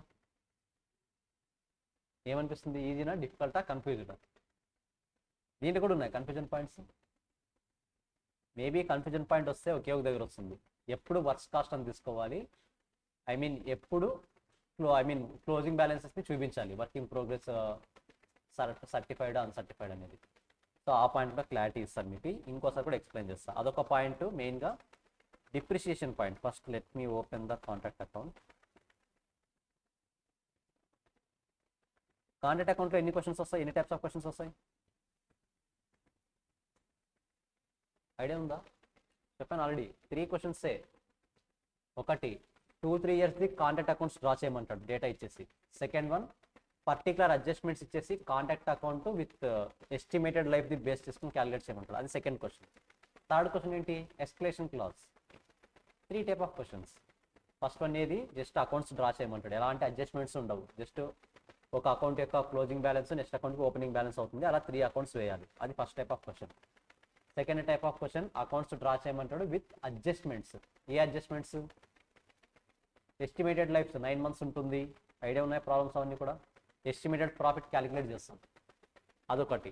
థర్డ్ వన్ ఏది, ఎస్కలేషన్ క్లాజ్. సో దీంతో పాటు నేను మెటీరియల్లో మీకు దీంట్లో థియరీ క్వశ్చన్స్ ఇచ్చుంటాను. రిటెన్షన్ మనీ అంటే ఏంటి, క్యాష్ రిసీవ్డ్ అంటే ఏంటి, నోషనల్ ప్రాఫిట్ అంటే ఏంటి, ఎస్టిమేటెడ్ టోటల్ ప్రాఫిట్ అంటే ఏంటి, థియరీ ఉంటుంది. థియరీ కూడా వెరీ వెరీ ఇంపార్టెంట్ ఈ చాప్టర్లో. చదివారా, వదిలేశారు దాన్ని? రివిజన్ ఎగ్జామ్స్లో క్వశ్చన్స్ రాలేదా వాటి మీద? వచ్చి ఉంటుంది డెఫినెట్గా కాంట్రాక్ట్ కాస్టింగ్ మీద. సో థియరీ చదవాలి, థియరీ కూడా ఇంపార్టెంట్ టాపిక్స్కి. సో అక్కడే ఉన్నాయి వర్క్ వెయిట్. ఇది మెయిన్ పాయింట్. వర్క్ సర్టిఫైడ్కి వర్క్ అన్సర్టిఫైడ్కి డిఫరెన్స్ ఏంటి మనం మనం స్టేట్మెంట్లో రాస్తున్నప్పుడు వర్క్ సర్టిఫైడ్ అన్నప్పుడు డెఫినెట్గా ఏం చేయాలి మనము, కాస్ట్తో పాటు ప్రాఫిట్ని కూడా యాడ్ చేసి చూపించాలి. వర్క్ అన్సర్టిఫైడ్ని ప్రాఫిట్తో చూపిస్తామా? చూపించము. ఎందుకంటే work certified is already certified by expert certify చేసినప్పుడు మాత్రమే ప్రాఫిట్ అనేది మనకు వస్తుంది. ఎక్స్పర్ట్ సర్టిఫై చేయకుండా ప్రాఫిట్ వస్తుందా? రాదు. సో కాంట్రాక్ట్ అకౌంట్లో సర్టిఫైడ్ అన్సర్టిఫైడ్ అనే పాయింట్స్ వస్తే ఫస్ట్ సర్టిఫైడ్ అయితే విత్ కాస్ట్ ప్లస్ ప్రాఫిట్ అని చూపించండి, అన్సర్టిఫైడ్ అయితే ఓన్లీ కాస్ట్తో మాత్రమే చూపించండి. ఓకేనా? ఇక్కడ చూడండి కాంట్రాక్ట్ అకౌంట్ మెయిన్లీ ఇది ఒక adjustment. Plant at cost, plant at site. మరీ ఎక్స్ప్లెయిన్ చేస్తాను, క్లాస్లో ఎక్స్ప్లెయిన్ చేశాను. నేను ఒక ఫిక్స్డ్ అసెట్ కొన్నా 100 రూపీస్కి. ఓకేనా? దాని మీద 10% డిప్రిషియేషన్ అంటే అది ఎండ్ ఆఫ్ ద డే ఎంత అవుతుంది? 90 అవుతుంది. డెబిట్ సైడ్ 100 చూపించాను, క్రెడిట్ సైడ్ 90 చూపించాను. అంటే ఓవరాల్గా నెట్ ఎఫెక్ట్ ఎంత? 10 రూపీస్. సో ఇది ఒక వే చూపించడంలో. కొన్ని కాంట్రాక్ట్ అకౌంట్లో ఎలా చూస్తాడు, జస్ట్ 10 రూపీస్ అని డెబిట్ సైడ్ రాస్తాడు. రెండు ట్రీట్మెంట్స్ ఒకటే. చాలామంది మెసేజ్ చేశారు నాకు, ఇది సార్ ఇక్కడ ఫిక్స్డ్ అసెట్ ఎందుకు తీసుకున్నాడు, ఇక్కడ ఎందుకు తీసుకోలేదు? తీసుకుంటే ఏంటి, తీసుకోకపోతే ఏంటి, నెట్ ఎఫెక్ట్ ఉందా లేదా, అది మెయిన్ పాయింట్. సో అసెట్ ఉన్నట్టు చూపించడం అంటే అసెట్ పర్చేస్ చేసినట్టు చూపించి అసెట్ నా దగ్గర ఉందని చూపిస్తున్నాడు. ఇక్కడ ఏం చేస్తున్నాడు, జస్ట్ డిప్రిషియేషన్ ఛార్జ్ చేస్తున్నాడు. రెండు ట్రీట్మెంట్స్ ఒక్కటే, రెండు కూడా టాలీ అవుతాయి కానీ టోటల్స్ వేరే చేంజ్ అవుతాయి. చాలామంది అడిగే మిస్టేక్ అని నేను చెప్పాను కదా, ఎప్పుడైనా సరే P&L account totals, balance sheet totals అడగకూడదు. ఎందుకు అడగకూడదు? ఇదే రీజన్. ఇప్పుడు ఫర్ ఎగ్జాంపుల్ ఇక్కడ చూస్తే 100 రూపీస్ ఎక్కువ వస్తుంది, కరెక్టా? ఇక్కడ 90 రూపీస్ తక్కువ వస్తుంది, కానీ రెండు కరెక్టే. టోటల్స్ సేమ్ వస్తాయా? రావు. సో ఎప్పుడైనా సరే టోటల్స్ కాదు మీరు అడగాల్సింది, కాన్సెప్ట్. అఫ్కోర్స్ ఎగ్జామ్లో అయితే ఇంకా వేరే ఆప్షన్ లేదు కాబట్టి అదే అడుగుతాం మనం. సో మీకు పర్టికులర్గా ఏదైనా డిఫరెన్స్ ఉంది అంటే ఆ ట్రీట్మెంట్ మీద ఎక్కువ కాన్సన్ట్రేషన్ చేయండి. సో అంతేగాని వాడికి వేరే వాల్యూ వచ్చింది, నాకు వేరే వాల్యూ వచ్చింది, అయిపోయింది, నేను ఫెయిల్ అవుతాను, ఇంకా నెక్స్ట్ ఎగ్జామ్ రాయను అని ఇంట్లో కూర్చున్నారు అనుకోండి, పొరపాటున కాస్టింగ్లో ఎగ్జామ్స్ వస్తే ఏంటి పరిస్థితి? నీది రైట్ అయ్యి మీ ఫ్రెండ్ రాంగ్ ఉండొచ్చు కదా. నీ ఫ్రెండ్ ఏమనుకుంటాడు, సేమ్ అనుకుంటాడు, వాడికి రైట్ వచ్చి ఉంటుంది, నాది రాంగ్. ఎందుకు? మన కాన్ఫిడెన్స్ లెవెల్ అది. నేను డెఫినెట్గా రాంగే చేస్తాను, డౌటే లేదు ఆ విషయంలో. అవునా కాదా? సో ఇద్దరిది ఎగ్జామ్షన్ వస్తాయి, పర్ఫెక్ట్గా రాస్తుంటాయి అన్నీ చెప్తున్నా. ఈ ఒక్క ప్రాబ్లం వల్ల ఎగ్జామ్షన్ రాదు, నార్మల్గా చెప్తున్నా. ఎగ్జామ్షన్ వచ్చే ఛాన్స్ ఉంది. సో టోటల్స్ అడగడము, వాల్యూస్ అడగడము మానేయండి. ఓకే సరే. ఇంకా నార్మల్గా కాంట్రాక్ట్ కాస్టింగ్లో ఏమేమి చేస్తాం, మెటీరియల్లో డెబిట్ ఐటమ్స్ ఏవి వస్తాయి, కాంట్రాక్ట్ కాస్టింగ్లో మనం ఇంకర్ అయ్యే కాస్ట్ అన్నీ యాడ్ చేస్తాం debit side. Credit side closing balances ఎక్కువ ఉంటాయి. మెటీరియల్ ఫస్ట్ కొంటాం, బట్ మొత్తం యూస్ చేస్తామా? లేదు. ఏవైనా క్లోజింగ్ స్టాక్లో ఉంటే మెటీరియల్ అట్ సైట్ రాస్తాం. అదే ప్లాంట్ అయితే ప్లాంట్ అట్ సైట్ రాస్తాం. నార్మల్గా వర్క్ సర్టిఫైడ్, వర్క్ అన్సర్టిఫైడ్, ఇది కూడా చాలామంది మిస్టేక్ అవుతారు. ఇక్కడ మీరు వర్క్స్ కాస్ట్ అని చూపించండి, దాన్ని మరి వర్క్స్ కాస్ట్ అని చూపించి ఇక్కడ మీరు working progress certified, working progress uncertified రెండు చూపించవచ్చు. బ్యాలెన్సింగ్ ఫిగర్, నోషనల్ ప్రాఫిట్ అని రాయొచ్చు. ఇదైనా చేయండి. నేను మరీ చూపిస్తున్నా, చేస్తుందా?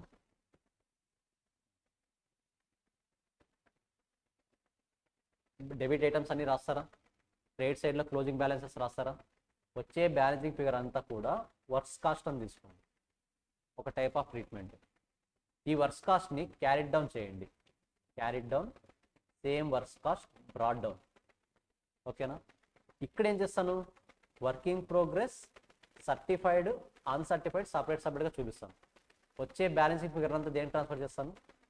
నోషనల్ ప్రాఫిట్ ట్రాన్స్ఫర్ చేస్తాను. ఇది ఒక టైప్ ఆఫ్ ట్రీట్మెంట్. కొన్ని క్వశ్చన్స్ ఎలా చేస్తాం, డైరెక్ట్గా ఇక్కడే వర్కింగ్ ప్రోగ్రెస్ అని రాసి సర్టిఫైడ్, అన్సర్టిఫైడ్ రాస్తాం. వచ్చే బ్యాలెన్సింగ్ ఫిగర్ అంతా నోషనల్ ప్రాఫిట్. రెండు కరెక్టే. మీరు కాంట్రాక్ట్ అకౌంటింగ్లో చూస్తే ఓవరాల్గా మీకు వచ్చే కన్ఫ్యూజన్ పాయింట్స్ ఇవే. మరి ఎప్పుడు దీన్ని ఫాలో అవ్వాలి, ఎప్పుడు దీన్ని ఫాలో అవ్వాలి, అది మెయిన్ పాయింట్. కొన్ని క్వశ్చన్స్లో వర్క్స్ కాస్ట్ని బేస్ చేసుకుని పర్సెంటేజ్ ఆఫ్ కంప్లీషన్ ఇచ్చింటాడు.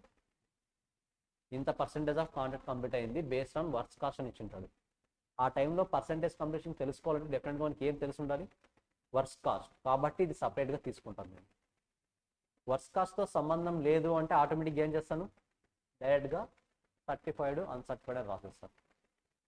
ఈ ఓన్లీ 2 అడ్జస్ట్మెంట్స్ ఇందులో ఉన్నది కాంట్రాక్ట్ కాస్టింగ్లో. Main adjustments. ఎప్పుడు వర్క్ కాస్ట్ ఐడెంటిఫై చేయాలి, ఎప్పుడు వర్క్ కాస్ట్ ఐడెంటిఫై చేయాల్సిన అవసరం లేదు. ఎప్పుడు ఐడెంటిఫై చేయాలి? క్వశ్చన్లో వర్క్ కాస్ట్ రిక్వైర్మెంట్ ఉంటే ఐడెంటిఫై చేస్తాను. వర్క్ కాస్ట్ రిక్వైర్మెంట్ లేదనుకుంటే డైరెక్ట్గా దీన్ని ఐడెంటిఫై చేస్తాను. ఇప్పుడు మరి రివిజన్లో చేస్తారు కదా, కాంట్రాక్ట్ కాస్టింగ్ అయిపోయిందా? ఇంకా జరగలేదా? లాస్ట్ అయిపోయిందా? వర్క్ కాస్ట్ ఇంకోసారి రివిజన్ చేస్తున్నప్పుడు కాంట్రాక్ట్ కాస్టింగ్లో ఎక్కడైనా వర్క్ కాస్ట్ కనిపిస్తుందేమో చూడండి. వర్క్ కాస్ట్ కనిపిస్తుందంటే డెఫినెట్గా క్వశ్చన్లో రిక్వైర్మెంట్ ఉంటేనే వాడు క్యాలిక్యులేట్ చేస్తాడు, లేదంటే డైరెక్ట్గా ఈ స్టెప్ తీసేసుకుంటాడు నోషనల్ ప్రాఫిట్ ఐడెంటిఫై చేయడానికి. ఏ మెథడ్ చేసినా సేమ్ ఆన్సర్ వస్తుంది, రెండు కూడా కరెక్ట్ ప్రొసీజర్సే, ఎలాంటి ఇష్యూ లేదు. లేదు సార్ నేను బ్లైండ్గా అన్నిటికీ ఇదే ఫాలో అవుతానంటే ఇదే ఫాలో అవ్వచ్చు, బట్ వర్క్ కాస్ట్ కనుక్కోవడానికి సపరేట్గా వర్కింగ్ నోట్స్ రాయాలి మీరు కింద. మరి టైం వేస్ట్ యాక్టివిటీనా కదా, కాబట్టి నేను ఆ మెథడ్ని ఎంకరేజ్ చేయలేదు మీ క్లాస్లో. 2 మెథడ్స్ చెప్పుకుంటాను, 2 మెథడ్స్ ఎప్పుడెప్పుడు ఎలా అడ్జస్ట్ చేయాలో కూడా చెప్పుకుంటాను. ఓకేనా? సో చూద్దాం ఒకసారి వీటి మీద problems. Certified, uncertified. Plus retention money అంటే ఏంటి? Retention money most important 2 marks question. What is retention money? Contract complete అయిన తర్వాత కాంట్రాక్టర్ అన్నవాడు, కాంట్రాక్టీ అన్నవాడు మొత్తం అమౌంట్ పే చేయడు, ఓన్లీ సమ్ పోర్షనే పే చేస్తాడు. ఎందుకు? సో ఫ్యూచర్లో మొత్తం వర్క్ అంతా కంప్లీట్ చేసింది, ఏమైనా డిఫెక్టివ్గా ఉన్నాయా కరెక్ట్గా ఉన్నాయని వెరిఫై చేసుకున్న తర్వాతే సమ్ అమౌంట్ ఇస్తాడు. కరెక్టా? సో డిఫెక్ట్స్ ఉన్నాయా లేదా అని వెరిఫై చేసుకోవడానికి ఏదైతే అమౌంట్ హోల్డ్ చేస్తాడో ఆ అమౌంట్ని ఏమంటాము? Retention money. మీరు డెఫినెట్గా రాయాలి ఇది, ఆ పాయింట్స్ అన్ని డెఫినెట్గా రాయాలి. రిటెన్షన్ మనీ ఎవరికి అడ్వాంటేజ్, ఎవరికి డిసడ్వాంటేజ్? కాంట్రాక్టీకి అడ్వాంటేజా, కాంట్రాక్టర్కి డిసడ్వాంటేజ్ అని కాదు, కానీ కాంట్రాక్టీకి అయితే డెఫినెట్గా అడ్వాంటేజ్. కరెక్టా? నెక్స్ట్ నోషనల్ ప్రాఫిట్స్ లాస్ వచ్చినప్పుడు, ఒకవేళ ఇయర్లో లాస్ వచ్చింది అనుకుందాం, P&L అకౌంట్కి ట్రాన్స్ఫర్ చేయాలా చేయకూడదు? చేయాలా చేయకూడదు? మర్చిపోయారు అప్పుడే, చూపిస్తాను అవి కూడా. 25%, 2/3 of notional profit, 1/3 of notional profit. గుర్తున్నాయి లేదా పాయింట్స్? మీరు కాంట్రాక్ట్ అకౌంట్ వేస్తున్నప్పుడు డెఫినెట్గా 1/3నో 2/3నో వచ్చింది మీకు. ఫర్ ఎగ్జాంపుల్ లాస్ వచ్చింది అన్నప్పుడు అది ఎంత పర్సెంటేజ్ ఆఫ్ వర్క్ కంప్లీట్ అయిందో తెలుసుకోకుండా డెఫినెట్గా 100% కూడా P&L అకౌంట్కి ట్రాన్స్ఫర్ చేయాల్సిందే. లాస్ వచ్చినప్పుడు పర్సెంటేజ్ ఆఫ్ కంప్లీషన్ అవసరం లేదు, మొత్తం కూడా P&L అకౌంట్ ట్రాన్స్ఫర్ చేయాల్సిందే. ప్రాఫిట్ వచ్చినప్పుడు మాత్రమే ఇక్కడ ఇబ్బంది అవుతుంది. ప్రాఫిట్ అంటే ఏంటి? నోషనల్ ప్రాఫిట్ గురించి మాట్లాడుతున్నాను. ఒకవేళ ఆ ప్రాఫిట్ అన్నది లెస్ దాన్ 25% వర్క్ కంప్లీషన్ అయింది అనుకోండి, నోషనల్ ప్రాఫిట్ నుంచి P&L అకౌంట్కి ఏమీ ట్రాన్స్ఫర్ చేయకూడదు. ఒకవేళ వర్క్ కంప్లీషన్ అనేది 25 to 50 అయింది అనుకోండి, 1/3 into notional profit into cash issued by work certified, ప్రతి ఒక్క వాల్యూస్ మనకు క్వశ్చన్లో అవైలబుల్ ఉంటాయి, లేకపోతే ఆన్సర్లో మనకు ఆన్సర్స్ వచ్చి ఉంటాయి ఏదో ఒకటి. ఓకేనా? 50 to 90 అయితే 2/3 into notional profit into same cash issued by work certified. Above 90% అయితే బేస్డ్ ఆన్ ఎస్టిమేటెడ్ బేసిస్. ఆ ఎస్టిమేటెడ్ బేసిస్ని బేస్ చేసుకుని మనకు ఒక క్వశ్చన్ ఉంది మన మెటీరియల్ మెయిన్గా. కరెక్ట్గా కింద అడ్జస్ట్మెంట్ చేస్తాం, 9 months యొక్క పీరియడ్ అడ్జస్ట్మెంట్స్. సో ఆ క్వశ్చన్ కూడా చూద్దాం ఇప్పుడు.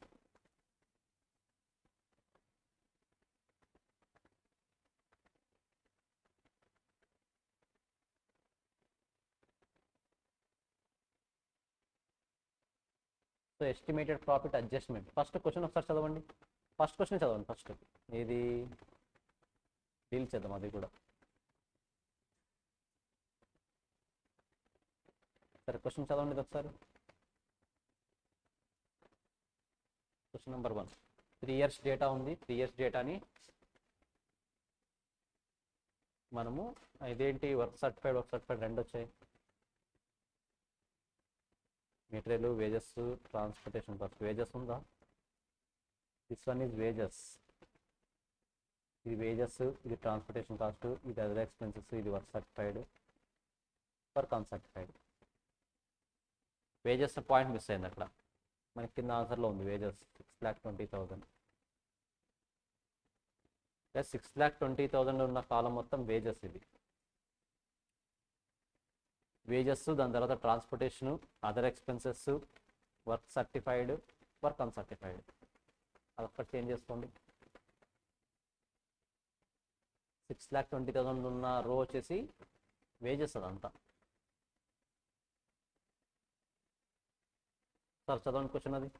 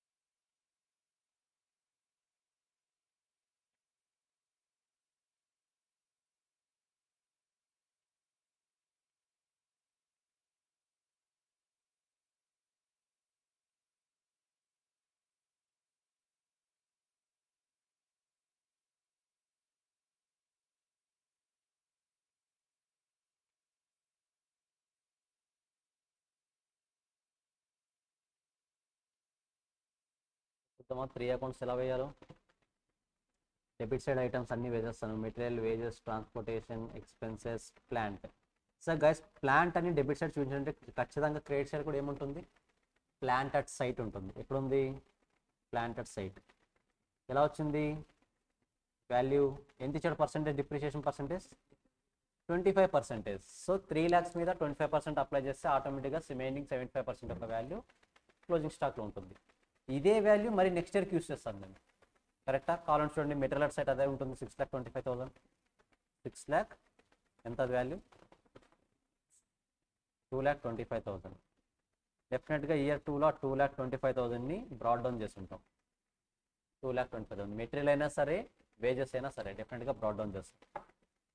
వర్కింగ్ ప్రోగ్రెస్ సర్టిఫైడ్ అన్సర్టిఫైడ్ ఇది కూడా అలాగే వస్తుంది. సింపుల్, అక్కడ ఏవైతే క్లోజింగ్ బ్యాలెన్స్లో ఉన్నాయో ఆ క్లోజింగ్ బ్యాలెన్స్ ఐటమ్స్ డెఫినెట్గా నెక్స్ట్ అకౌంట్కి ఓపెనింగ్ బ్యాలెన్స్ ఐటమ్స్గా వస్తాయి నెక్స్ట్ ఇయర్కి. ఇక్కడ కొత్తగా మెటీరియల్, వేజెస్. ఇంకా ఇక్కడ వేజెస్ గురించి ఒక్కో పాయింట్, వేజెస్ అవుట్ స్టాండింగ్ ఉన్నాయనుకోండి ఏం చేస్తారు, ప్రీపెయిడ్ అయితే లెస్ చేస్తారా? ఆ ట్రీట్మెంట్ మరి నెక్స్ట్ ఇయర్ కూడా ఎఫెక్ట్ చూపిస్తుంది, అది కూడా క్లారిటీ గుర్తుపెట్టుకోవాలి. కరెక్టా?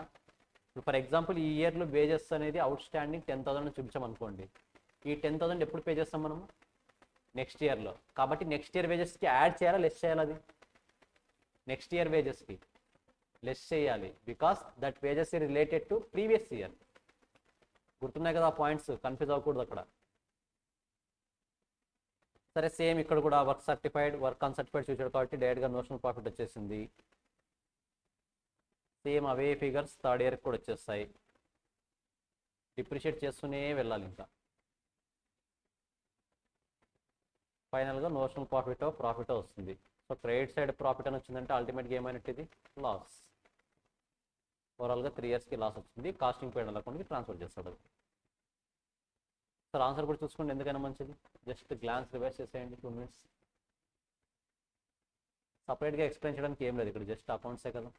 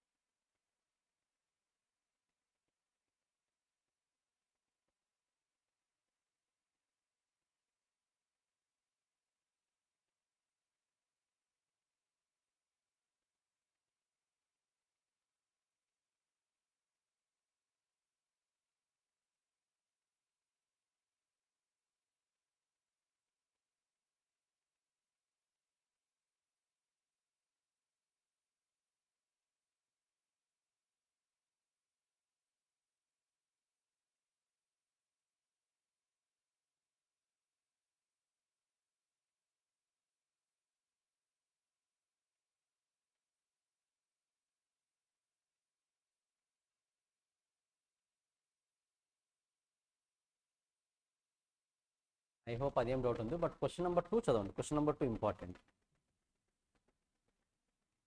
Most important. క్వశ్చన్ నెంబర్ 2 ఎక్కువగా అడిగే క్వశ్చన్ కాంట్రాక్ట్ కాస్టింగ్లో.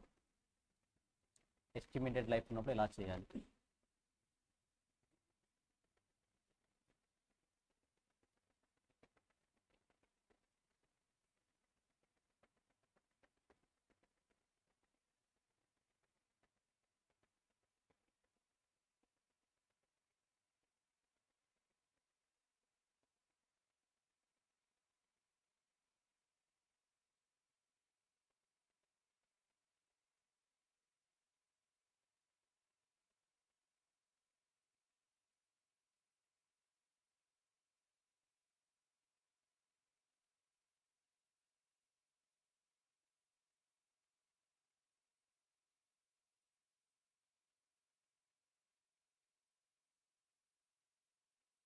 సో గైస్ క్వశ్చన్లో స్పెషాలిటీ ఏంటి, ఒకటి యాక్చువల్ ఇస్తాడు, ఒకటి ఎస్టిమేటెడ్ ఇస్తాడు.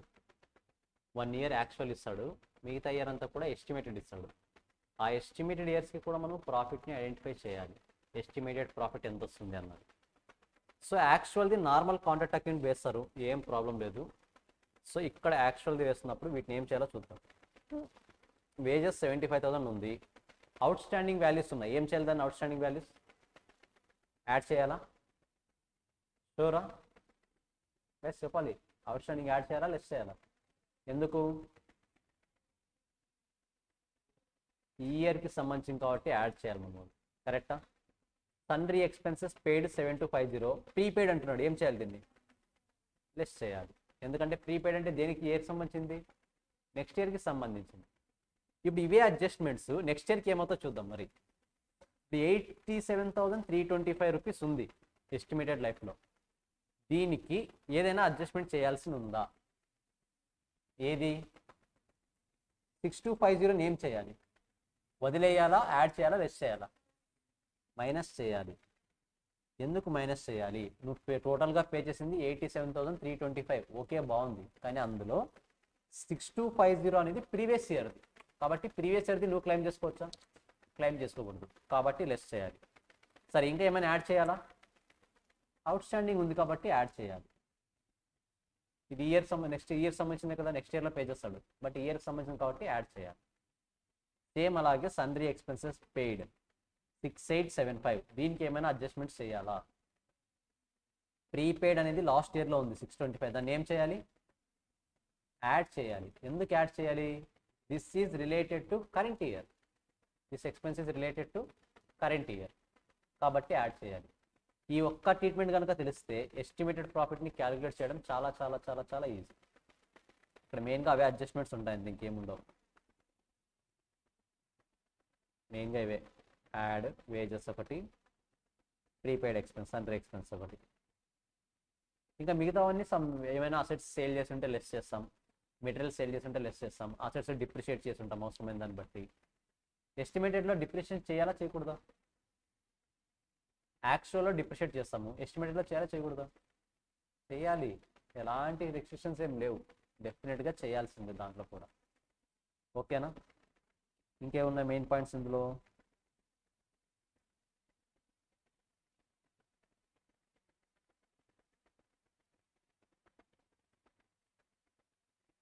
ఇంకేమి లేవు, ఆల్మోస్ట్ అవే ఉన్నాయి పాయింట్స్. సార్ చూసుకోండి, ఆన్సర్ కూడా ఎందుకని మంచిది, జస్ట్ 2 minutes.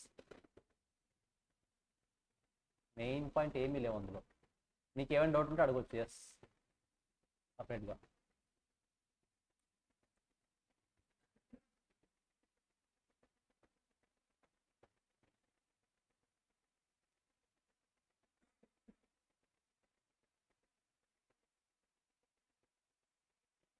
కాంట్రాక్ట్ కాస్టింగ్లో మన మెటీరియల్లో ఉన్న థియరీస్ ఇంపార్టెంట్, థియరీ టాపిక్. ఓకేనా? 2 మార్క్స్ క్వశ్చన్స్ అడుగుతాడు అంతే.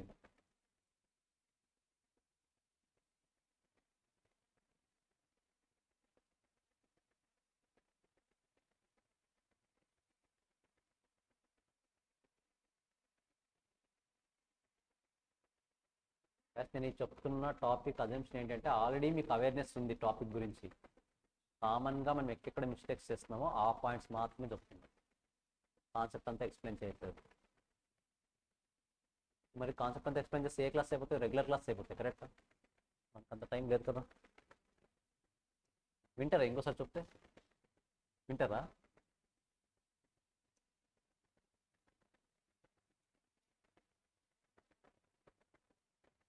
సరే, ఇందులో ఇంకొక మెయిన్ టాపిక్ ఏది? Escalation clause. ఎస్కలేషన్ క్లాజ్ ఎప్పుడు యాక్సెప్ట్ చేస్తారు, ఎప్పుడు యాక్సెప్ట్ చేస్తారు చెప్పండి చూద్దాం. అసలు ఏంటి ఎస్కలేషన్ క్లాజ్ అంటే ఏంటి? ఫర్ ఎగ్జాంపుల్, నేను హైదరాబాద్ మెట్రో కట్టాలనుకుంటున్నా, ఐఎమ్ ద కాంట్రాక్టర్. ఈరోజు కాంట్రాక్ట్లోకి ఎంటర్ అయ్యాను, ఎప్పుడు కంప్లీట్ అయిపోతుంది? మీ ఎగ్జామ్లో కంప్లీట్ అయిపోతుందా? లేదు కదా, ఒక 10 years అవుతుంది. మరి ఈ రోజు నేను ఫిక్స్ చేసుకున్న ప్రైస్ అనేది ఆఫ్టర్ 10 years తర్వాత ఇంతే ఉంటుందని గ్యారంటీ ఇవ్వగలమా? ఇవ్వలేము. డెఫినెట్గా రా మెటీరియల్ ప్రైజెస్ చేంజ్ అవుతాయి, లేబర్ ప్రైజెస్ చేంజ్ అవుతాయి, ప్రతిదీ చేంజ్ అవుతాయి, కరెక్టా? మన ఫ్యూచర్లో ఎంత ప్రాఫిట్ వస్తుంది అనేది, లాసెస్ ఎంత వస్తుందని ఎగ్జాక్ట్గా ఐడెంటిఫై చేయగలమా? ఐడెంటిఫై చేయలేదు. సో అప్పుడు కాంట్రాక్టర్ కాంట్రాక్ట్ ఏం చేస్తారంటే ఎస్కలేషన్ క్లాజ్ని అగ్రిమెంట్లో యాడ్ చేస్తాడు. ఈ ఎస్కలేషన్ క్లాజ్ అంటే ఏంటి? ఒకవేళ నీకు ప్రైస్ కనుక ఎక్కువైంది అనుకోండి, ఫర్ ఎగ్జాంపుల్ 10 crores అవుతుంది అనుకున్నావు, 10 crores కన్నా ఎక్కువ అయితే ఆ ఎక్కువైన దాని అమౌంట్ నేను ఇస్తాను. ఎప్పుడు? ఎస్కలేషన్ క్లాజ్ ఉండాలి. దట్ టు దేని వల్ల వచ్చి ఉండాలి ఇంక్రీజ్ అనేది? ఇన్ఫ్లేషన్ రేట్స్ వల్ల వచ్చి ఉండాలి. అంతేగాని నీ మిస్టేక్స్ వల్ల ప్రైస్ పెరగకూడదు. నీ మిస్టేక్స్ వల్ల ప్రైస్ ఇంక్రీజ్ అయింది అంటే వాడు యాక్సెప్ట్ చేయడు. దేనివల్ల ఉండాలి? ఇన్ఫ్లేషన్ వల్ల. Nothing but raw material prices increase అవ్వడం కానీ, లేబర్ ప్రైజెస్ ఇంక్రీజ్ అవ్వడం కానీ, అలాంటి కేసెస్లో మాత్రమే వాడు ఎక్స్క్లేషన్ క్లాస్కి ఎక్స్ట్రా ఎంతైతే అమౌంట్ ఇంకర్ అవుతారో అమౌంట్ మొత్తం పే చేస్తాడు. అదర్వైజ్ పే చేస్తాడా? పే చేయడు. Mandatory condition. Escalation clause apply అవ్వాలంటే నీ ఫాల్ట్ ఏమీ ఉండకూడదు. నీ ఫాల్ట్ వల్ల ప్రైస్ ఇంక్రీజ్ అయితే అప్లై అవుతుందా? అప్లై అవ్వదు. ఓన్లీ నీ ఫాల్ట్ ఏమీ లేకుండా ప్రైజెస్ కనుక ఇంక్రీజ్ అయితే ఆ ఇంక్రీజ్ ప్రైజెస్ అవ్వడం వల్ల మాత్రమే పే చేస్తాడు. అదర్వైజ్ పే చేయడు. ఓకేనా సార్? క్వశ్చన్ చదవండి, ఇది కూడా చూద్దాం. విత్ ఆన్సర్ ఉంది. వీటిలో విత్ ఆన్సర్ ఇవ్వడానికి మెయిన్ రీజన్ ఇదే. మనం ఇది రాసుకుంటూ చేసుకుంటూ పోతే అసలు టైం సరిపోతుంది. కరెక్టా? 10 hours అవ్వదు అప్పుడు కాస్టింగ్ డెఫినెట్గా, ఫాస్ట్ ట్రాక్ అనేది.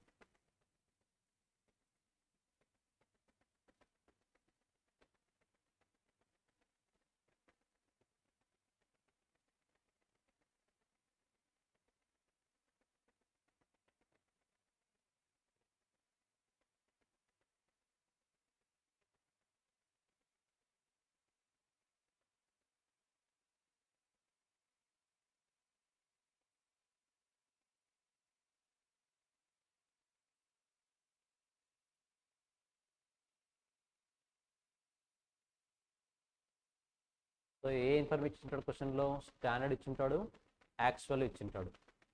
ఇప్పుడు స్టాండర్డ్ని యాక్చువల్ని బేస్ చేసుకుని నార్మల్గా ప్రైస్ ఎంత అన్నాడు? అది కాంట్రాక్ట్ ప్రైస్ 17,50,000. బట్ కాంట్రాక్ట్ అంతా కంప్లీట్ అయిన తర్వాత ఎంత క్లెయిమ్ చేస్తున్నాడు? 17,73,600 రూపీస్ క్లెయిమ్ చేస్తున్నాడు. మరి ఇది కరెక్టా? మనం 17,73,000 ఆల్మోస్ట్ 23,600 రూపీస్ ఎక్కువ. కరెక్టా? మరి ఆ 23,600 రూపీస్ని పే చేయాలా వద్దా అని తెలియాలంటే ఎస్కలేషన్ క్లాస్ టెక్నిక్ మనం యూజ్ చేయాలి. So according to escalation class మనం ఏది మాత్రమే పే చేస్తాం? Only in case of inflation. Inflation అంటే రేట్స్ చేంజ్ అయి ఉండాలి. సో క్వాంటిటీ, స్టాండర్డ్ క్వాంటిటీ మాత్రమే తీసుకుంటాం, ప్రైస్ మాత్రమే డిఫరెన్స్ తీసుకుంటాం. So standard rate, actual rate. Quantity అయినా అవర్స్ అయినా ఓన్లీ స్టాండర్డ్ క్వాంటిటీ, స్టాండర్డ్ అవర్సే తీసుకుంటాం. ఎందుకు స్టాండర్డ్ క్వాంటిటీ, ఎందుకు స్టాండర్డ్ అవర్స్, ఎందుకు యాక్చువల్ కాదు అంటే, నేను కాంట్రాక్ట్లోకి ఎంటర్ మీకు క్లియర్గా చెప్తాను లేదా, డైలీ 10 members వర్కర్స్ వస్తారు, సో వాళ్ళతో వర్క్ చేస్తాను. రియాలిటీలో 15 members వర్కర్ని తీసుకొచ్చి కాస్ట్ ఎక్కువైందంటే మీరు యాక్సెప్ట్ చేస్తారా? అవసరం లేదు. ఎందుకంటే మీరు స్టాండర్డ్గా ఎంతమందిని చెప్పారు? 10 members చెప్పారు. కాబట్టి స్టాండర్డ్ని మాత్రమే బేస్గా తీసుకుంటాం. ఆ స్టాండర్డ్ని బేస్గా తీసుకొని మాత్రమే ఇక్కడ మనం క్యాలిక్యులేట్ చేయాలి. సో స్టాండర్డ్ క్వాంటిటీ తీసుకుంటాం, నథింగ్ బట్ మెటీరియల్కి సంబంధించి. స్టాండర్డ్ రేట్ 50 ఉంది, యాక్చువల్ రేట్ 48 ఉంది. సో నార్మల్గా 50 రూపీస్ అని చెప్పాడు, రియాలిటీలో ఎంత అయింది? అది 48 రూపీస్ అయింది. మరి 2 రూపీస్ ఎక్కువ అవుతుందా తక్కువ అవుతుందా కాస్ట్? ఇంకా కాబట్టి లెస్ చేయండి. ఆ ప్రైస్ కన్నా ఇంకా 2 రూపీస్ ఎక్కువ అవ్వాలి ఈచ్ రా మెటీరియల్ క్వాంటిటీ మీద. సేమ్ అలాగే బీక్ కూడా లెస్ అవుతుంది. 80 రూపీస్ ఉండేది 79 అయింది. బట్ సీక్ చూడండి, 60 రూపీస్ అవుతుంది అనుకున్నాడు, ఎంత అయింది? 66 రూపీస్. అంటే ఇక్కడ కాంట్రాక్టర్ లాస్ అవుతున్నాడు కదా. కాబట్టి ఎక్స్ప్రెషన్ క్లాస్లో ఆ వాల్యూని యాడ్ చేయండి. ఓవరాల్గా 3 types ఆఫ్ మెటీరియల్ని యూస్ చేస్తున్నాను. మూడింటిని నెట్ తీసుకుంటే 1500 రూపీస్ ఎక్కువే కాస్ట్ అవుతుంది. ఎవరికి? కాంట్రాక్టర్కి. కరెక్టా? సేమ్ అలాగే వేజెస్కి కూడా చూద్దాం.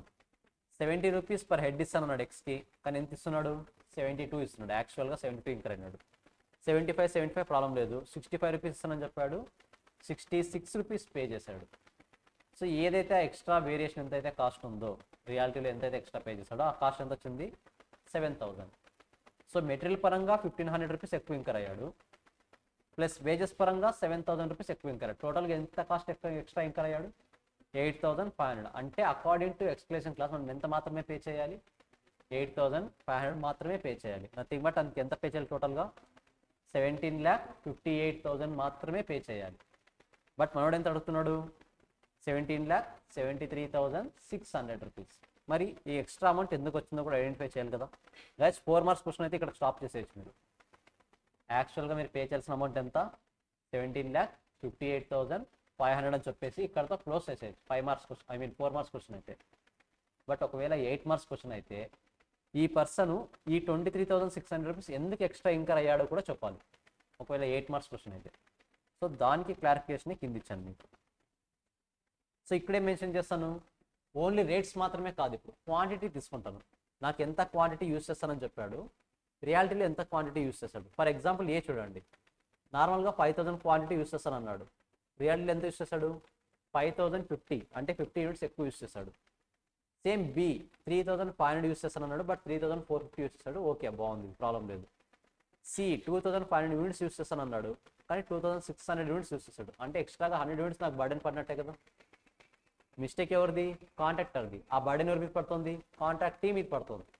కాబట్టి ఇలాంటి నెగిటివ్ పర్ఫార్మెన్స్ తక్కువ ఉన్నప్పుడు ఇలాంటి డిఫెక్ట్ని యాక్సెప్ట్ చేస్తామా అంటే according to explanation class accept చేయకూడదు. సో మెటీరియల్ ఓకే వచ్చింది, ఎంత టోటల్గా 6,550 రూపీస్ ఎక్స్ట్రా ఎక్కువ అయింది. అంటే మనకు చెప్పిన అమౌంట్ కన్నా 6,550 రూపీస్ ఎక్స్ట్రా అయింది. ఎందుకైంది, నెగ్లిజెన్స్ వల్ల. 5,000 మెటీరియల్ యూస్ చేస్తానని చెప్పేసి 5,550 మెటీరియల్స్ యూస్ చేస్తే 5,050 మెటీరియల్స్ యూస్ చేస్తే డెఫినెట్గా నా మిస్టేక్ కాదు, అది ఎవరిది, కాంట్రాక్టర్ మిస్టేక్ అది. సేమ్ అలాగే వేజెస్ 70 రూపీస్ పర్ హెడ్ అని చెప్పాడు, 2,000 అవర్స్ యూస్ చేస్తానని చెప్పాడు లేబర్స్ని. ఎన్ని యూస్ చేశాడు, 2,100. నథింగ్ బట్ లేట్గా వర్క్ చేసి ఉండొచ్చు, మేబీ వర్క్ డిలే అయి ఉండొచ్చు. వర్క్ డిలే అయిందంటే మిస్టేక్ ఎవరిది, కాంట్రాక్టర్దా కాంట్రాక్టీదా, కాంట్రాక్టర్. దానికి ఎవరు బేర్ చేయాలి ఆ లాస్ని, కాంట్రాక్టరే బేర్ చేయాలి. అలాంటప్పుడు నేను ఎక్స్ప్లెనేషన్ క్లాస్లో యాక్సెప్ట్ ఇస్తానా, అలో చేయను. సేమ్ అలాగే వైని 2,500 అన్నాడు, 2,450 తక్కువ యూస్ చేశాడు. జెడ్ని 3,000 అన్నాడు, 3,100 అవర్స్ యూస్ చేశాడు, అంటే మరి 100 అవర్స్ ఎక్స్ట్రా వర్క్ డిలే అయింది. సో దానివల్ల ఓవరాల్గా 17,050 రూపీస్ ఎక్కువ అయింది. రెండింటిని యాడ్ చేస్తే 23,600 రూపీస్ ఎక్స్ట్రా కాస్ట్ అయింది. సో ఎక్స్ట్రా కాస్ట్ని మనోడు బేర్ చేయమంటున్నాడు. 1,750 కాంట్రాక్ట్ ప్రైస్, ఆ 23,600 యాడ్ చేసి 17,73,600 రూపీస్ పే చేయమన్నాడు. మనం పే చేస్తామా, డెఫినెట్గా పే చేయకూడదు. ఎందుకు పే చేయకూడదు, అందులో నీ మిస్టేకే ఎక్కువ ఉంది, నా మిస్టేక్ కన్నా. నేను ఎంత మాత్రమే పే చేస్తాను, 8,850 850నేనా, 8,500 మాత్రమే ఎక్స్ట్రా పే చేస్తాను. 8,500 రూపీస్ మాత్రమే ఎక్స్ట్రా పే చేస్తాను. 23,600 రూపీస్ ఎక్స్ట్రా పే చేయంటే నేను పే చేయను. ఎందుకంటే మిగతా లాస్ అంతా ఎవరి వల్ల వచ్చింది, నీ నెగ్లిజెన్స్ వల్ల వచ్చింది, కాంట్రాక్టర్ నెగ్లిజెన్స్ వల్ల వచ్చింది. కాబట్టి నేను పే చేయను. సింపుల్గా వన్ వర్డ్లో ఎక్స్ప్రెషన్ క్లాస్ అంటే ఏంటంటే, ఇన్ఫ్లేషన్ ఎఫెక్ట్ ఇస్తే పే చేస్తా, నీ నెగ్లిజెన్సీ ఉంటే పే చేయను. క్లియర్, ఒకసారి రాసుకోండి, ఇది కూడా చూసుకోండి ఒకసారి. ఎక్స్ప్రెషన్ క్లాస్ ఎవరికి బెనిఫిట్ మరి, కాంట్రాక్టరా కాంట్రాక్టీనా, ఇద్దరికి. కాంట్రాక్టర్కి ఎప్పుడు బెనిఫిట్ అవుతుంది, కాంట్రాక్టీకి ఎప్పుడు బెనిఫిట్ అవుతుంది అంటే కాంట్రాక్టర్ నెగ్లిజెన్స్గా బిహేవ్ చేసినప్పుడు. నథింగ్ బట్ ఈ కేసులో. ఒకవేళ ఈ బెనిఫిట్ కనుక లేకపోయింటే కాంట్రాక్టర్ 23,600 రూపీస్ ఎక్కువ పే చేయాల్సి వచ్చేది. ఈ క్లాజ్ ఉంది కాబట్టి 8,500 మాత్రమే పే చేస్తున్నాడు. అట్ ద సేమ్ టైం కాంట్రాక్టర్కి ఎలా హెల్ప్ అవుతుంది, ప్రైజెస్ ఇంక్రీజ్ అయినప్పుడు డెఫినెట్గా ఎక్కువ కాస్ట్ ఇంక్రీజ్ అవుతారు కదా, 8,500. ఈ క్లాజ్ లేకపోతే కాంట్రాక్టీ అనేవాడు 17,50,000కి క్లోజ్ చేసేవాడు. బట్ యాక్చువల్గా ఇతను ఎంత ఇంకర్ అయ్యాడు, 17,50,000 8,500 రూపీస్ ఎక్స్ట్రా ఇంకర్ అయ్యాడు. ఈ క్లాజ్ ఇంక్లూడ్ చేయడం వల్ల 8,500 కూడా కాంట్రాక్టర్కి రీచ్ అవుతుంది. ఇద్దరు సేఫ్ పొజిషన్లో ఉంటారు దీనివల్ల. బట్ రిటెన్షన్ మనీ వల్ల సేఫ్ పొజిషన్లో ఉండేది ఎవరు, కాంట్రాక్టీ ఎక్కువ. సరే వేస్ట్ చేసండి ఇది కూడా.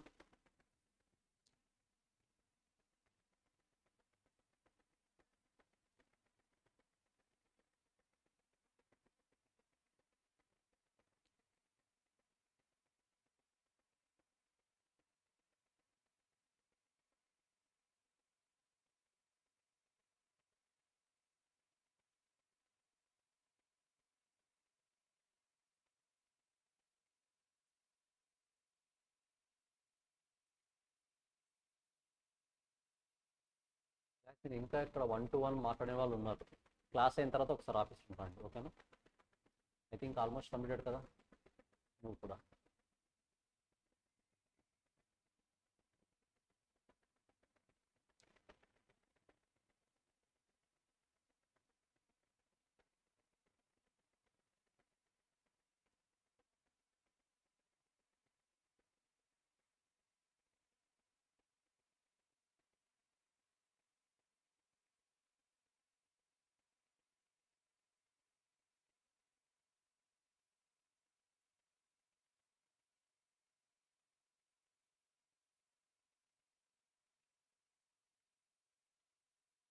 గైస్ మీ బ్యాచ్కి ఎలాగో కాస్టింగ్ మొత్తం నేను డీల్ చేశాను కాబట్టి కాస్టింగ్ ఎగ్జామ్ రోజు మీకు చదివే ఇంట్రెస్ట్ లేకపోతే కాదు, కన్ఫ్యూజన్ మైండ్తో ఉంటే డెఫినెట్గా చెప్తున్నాను, మన ఫాస్ట్ ట్రాక్ ఓపెన్ చేసి సర్వేస్ చేయండి, ముఖ్యంగా నిన్నటి క్లాస్.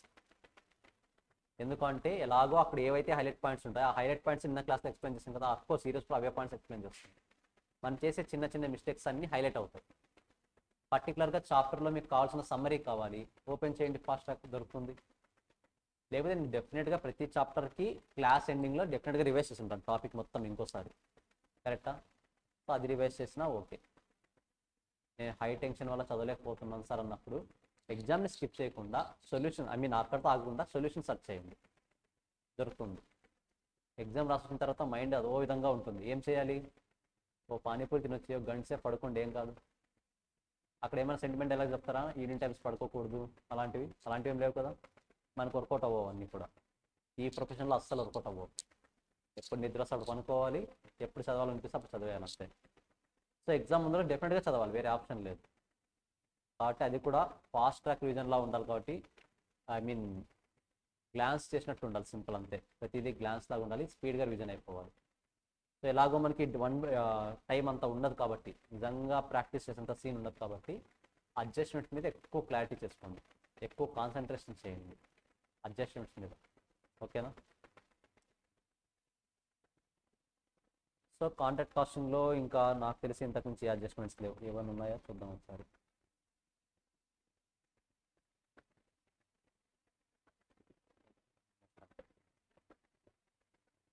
కాంట్రాక్ట్ కాస్టింగ్లో ఇంకో క్వశ్చన్ ఉంది మనకు, మెటీరియల్లో డీల్ చేసిన క్వశ్చన్లో వర్క్ సర్టిఫైడ్ 66.66% కంప్లీట్ అయింది అనే క్వశ్చన్ ఉంది, ఐడెంటిఫై చేస్తారు. అది ఒకసారి చూసుకోండి, ఎక్స్ప్లెనేషన్ ఇంకోసారి వినండి, మోస్ట్ ఇంపార్టెంట్ కాన్సెప్ట్ అది. వర్క్ సర్టిఫైడ్ 66.66% అంటాడు, అందులో 50% సర్టిఫైడ్, మిగతాదంతా అన్సర్టిఫైడ్ అంటాడు. ఆ మిగతాదంతా అంటే ఎంత? 16%. చాలామంది రిమైనింగ్ 50% అని తీసుకుంటారు. కాంట్రాక్ట్ మొత్తం కంప్లీట్ అయింది 66%, అందులో 50% సర్టిఫైడ్, 16% అన్సర్టిఫైడ్. చాలామంది ఎలా తీసుకుంటారు, 50% సర్టిఫైడ్ అంటే మిగతాదంతా కూడా అన్సర్టిఫైడ్ అని చెప్పేసి 50% అన్సర్టిఫైడ్ తీసుకుంటారు. రాంగ్ ఆన్సర్ వస్తుంది. సో ఆ క్వశ్చన్ ఒకసారి జాగ్రత్తగా చూసుకోండి. ఇంకా ఫైనల్ వన్, మీరు ఎన్ని చేసినా ఇంతవరకు కాస్టింగ్లో చేసినంతా కూడా ప్రోడక్ట్స్ కోసమే, గూడ్స్ కోసం. బట్ సర్వీసెస్ని అన్యాయం చేయకూడదు కదా, కాబట్టి సర్వీసెస్కి ఉన్న ఒక సపరేట్ కాన్సెప్ట్ ఏది, సర్వీస్ కాస్టింగ్. సర్వీస్ కాస్టింగ్లో కూడా 3 టైప్స్ ఆఫ్ కాస్ట్ ఉంటాయి. ఏవేవి? Standing cost, maintenance cost, running cost. Standing cost, maintenance cost, running cost. ఇంకా మన కాస్టింగ్ లాంగ్వేజ్లో పర్ఫెక్ట్గా చెప్పుకోవాలనుకుంటే fixed cost, variable cost, semi variable cost, కరెక్టా? సో ఇక్కడ మెయిన్గా కొన్ని క్లారిఫికేషన్స్ మీకు ఇవ్వాలి. ఫర్ ఎగ్జాంపుల్ డిప్రిషియేషన్ చార్జ్ చేయాల్సి వచ్చింది మనం ఈ ప్రాబ్లమ్స్లో. డిప్రిషియేషన్ని ఫిక్స్డ్లో చార్జ్ చేస్తారా, రన్నింగ్లో చార్జ్ చేస్తారా, మెయింటెనెన్స్లో చార్జ్ చేస్తారా? ఫస్ట్ ఆఫ్ ఆల్ మెయింటెనెన్స్లో ఎవరైనా ఉన్నారా? మెయింటెనెన్స్లో చార్జ్ చేస్తాం, డిప్రిషియేషన్ చార్జ్ చేయకూడదు. మరి ఫిక్స్డా, రన్నింగా? రన్నింగ్ కాదా? కొన్ని మెటీరియల్స్తో రన్నింగ్ చార్జ్ చేస్తుంటాడు, ఏంటి meaning? So running cost means మనం ఆపరేట్ చేయడం వల్ల మనం ఇంకర్ అయ్యే కాస్ట్. డిప్రిషియేషన్ కూడా అంతే కదా, ఆపరేట్ చేయడం వల్ల ఇంకర్ అవుతాం. కానీ నాకు ఇంకో క్లారిఫికేషన్ కావాలి. నువ్వు ఒకసారి వెహికల్ తెచ్చుకొని ఆపరేట్ చేయకపోయినా డిప్రిషియేట్ అవుతుంది కదా అది, అంటే రన్నింగ్ చేయకపోయినా కూడా డిప్రిషియేట్ అవుతుంది కదా. కాబట్టి అన్నిటికన్నా ది బెస్ట్ మెథడ్ ఏది, ఫిక్స్డ్లో చార్జ్ చేయడం, ఓకేనా? మీరు రన్నింగ్లో కూడా చార్జ్ చేయొచ్చు, ప్రాబ్లం లేదు. కాకపోతే మీరు ఏ చార్జ్ చేసినా అజంప్షన్ రాసేయండి, ఒక పని అయిపోతుంది కదా క్లారిటీ లేకుండా, ఓకేనా? ఏ కన్ఫ్యూజన్ లేకుండా క్లారిటీ వచ్చేస్తుంది అజంప్షన్ రాసిస్తారు. సో డిప్రిషియేషన్ పరంగా అది మెయిన్ పాయింట్. సో ఇక్కడ కాస్ట్ ఎన్ని టైప్స్గా డివైడ్ చేయాలి, స్టాండింగ్, రన్నింగ్, మెయింటెనెన్స్. ఇందులో మెయిన్గా ఇంకో క్వశ్చన్ ఏంటంటే అబ్జల్యూట్ ఇన్వెంటరీ, ఇంకోటి ఏది weighted inventory. Nothing but absolute kilometre, weights ton kilometre రెండు ఉన్నాయి. ఎలా క్యాలిక్యులేట్ చేస్తారు దాన్ని? ఉందా ఇక్కడ అది point, absolute ton kilometre, commercial ton kilometre, అదే వెయిటెడ్ టన్ కిలోమీటర్. సో రెండింటికి డిఫరెన్స్ వస్తుందా, absolute ton kilometre, commercial ton kilometre. For example A నుంచి బికి, బి నుంచి సికి ఒక వెహికల్ ట్రావెల్ చేసింది. ఇక్కడ 20 కిలోమీటర్స్ ఉంది, ఇది 30 కిలోమీటర్స్ ఉంది. 20 కిలోమీటర్స్ ట్రావెల్ చేస్తున్నప్పుడు 600 కేజీస్ లోడ్ తీసుకునేది, అంటే లోడ్ 600 కేజీస్ లోడ్ తీసుకుని వెళ్తాం. ఆ 600లో ఒక 100 కేజీస్ బి దగ్గర డ్రాప్ చేసి మిగతా 500 కేజీస్ బి నుంచి సికి తీసుకెళ్తాం. ఓకేనా? ఇప్పుడు అబ్జల్యూట్ 10 కిలోమీటర్ కనుక్కోవాలంటే ఎలా కనుక్కుంటారు? Simple, weights into absolute 10 kilometre, commercial 10 kilometre. Absolute 10 kilometre అన్నప్పుడు సింపుల్గా 20 కిలోమీటర్స్ ఇంటూ 600 ప్లస్ 30 ఇంటూ 500. ఇదేంటి? Absolute 10 kilometre. మరి కమర్షియల్ అన్నప్పుడు యావరేజ్ ఆఫ్ వాట్? కిలోమీటర్సా వెయిట్సా? వెయిట్స్ యావరేజ్ చేయాలి. Nothing but 600 plus 500 divide by 2 into total kilometres 50. This is commercial 10 kilometre. ఇది ఒకటే డిఫరెన్స్. మామూలుగా వాడు కమర్షియల్ 10 కిలోమీటర్ అడుగుతున్నాడా, అబ్జల్యూట్ 10 కిలోమీటర్ అడుగుతున్నాడా చూసుకోండి. ఓకేనా? రెండు అడుగుతాడు, ఒక్కొక్కటే అడుగుడు, రెండు అడుగుతాడు. ఒకవేళ అడిగితే 2 మార్క్స్ క్వశ్చన్ కావాలంటే ఒకటే అడుగుతాడు. సో ఇంకా అంతకుమించి దాంట్లో ఏం క్వశ్చన్ ఎక్స్ప్లెయిన్ చేయడానికి ఉంది, ఒకసారి క్వశ్చన్ నెంబర్ 1 చదివేసేయండి. ఇక్కడ ఈ వెయిట్, ఈ టాపిక్లో మనం ఎక్కడ మిస్టేక్ చేస్తాము అంటే, కొన్ని మంత్ వైజ్ ఇస్తాడు, కొన్ని ఇయర్ వైజ్ ఇస్తాడు. మీరు దేని వైజ్ సాల్వ్ చేయాలి? For example driver salary per annum 6 lakhs అని ఇచ్చాడు. మీరు మెయింటెనెన్స్ కాస్ట్ మంత్లీ 12,000 ఇచ్చాడు. ఇంకా అన్ని ఇయర్స్లో కన్వర్ట్ చేసుకోవాలా, అన్ని మంత్స్లో కన్వర్ట్ చేసుకోవాలి? ఏదైనా చేయొచ్చు. మీకు అదే పాయింట్ క్లారిటీ రావాలి. కన్వర్ట్ చేస్తే అన్ని ఇయర్స్లోకైనా కన్వర్ట్ చేయండి, సేమ్ మెజర్మెంట్ ఉండాలి. ఆర్ కన్వర్ట్ చేస్తే అన్ని మంత్స్లోకైనా కన్వర్ట్ చేయండి. అంతేగాని ఒకటి మంత్లోను ఒకటి ఇయర్లోను తీసుకుంటే మాత్రం డెఫినెట్గా ఆన్సర్ కరెక్ట్గా రాదు. ఏదైనా అన్నీ కన్వర్ట్ చేస్తే ఇయర్లోకైనా కన్వర్ట్ చేయండి, ఆర్ మంత్స్లోకైనా కన్వర్ట్ చేయండి. ఓకేనా? సార్ క్వశ్చన్ నెంబర్ 3 చూడండి. ఏమైనా క్వశ్చన్ నెంబర్ 1 ఏమైనా డిఫరెన్స్ ఉందేమో, కొత్త పాయింట్ ఏదైనా? ఇక్కడ కూడా మీరు బాగా అబ్జర్వ్ చేస్తే 25% ఆన్ టోటల్ టేకింగ్స్ అంటాడు. టోటల్ టేకింగ్ మీన్స్ మనం ఏం అజంప్షన్ తీసుకుంటాం? అక్కడ టోటల్ టేకింగ్ ఎంత తీసుకుంటాం? ఎక్స్ అని అజంప్షన్ తీసుకుంటాం. వాట్ 25% అనుకోండి, కాస్ట్ 0.25% అనే రాస్తాం. కరెక్టా? ఏం ప్రాబ్లం లేదు, మీరు అలాగే ప్రజెంట్ చేయొచ్చు, ఫుల్ మార్క్స్ వస్తాయి. ఓకేనా? కానీ అక్కడ అజంప్షన్ ఏం రాయాలి? Let total takings will be X. అది రాయకపోతే మార్క్స్ పోతాయి. వాడికి ఎక్స్ అంటే ఎలా తెలుస్తుంది ఏమనేది ఎక్స్ అనేది? సో డెఫినెట్గా మీరు రాయాలి let total takings will be X. Assumption తీసుకున్నారు అంటే ఆటోమేటిక్గా ఆన్సర్ అంతా వస్తుంది. ఓకేనా? ఒకసారి చూసుకోండి ప్రాబ్లం, ఏదైనా డౌట్స్ ఉంటే అడగండి.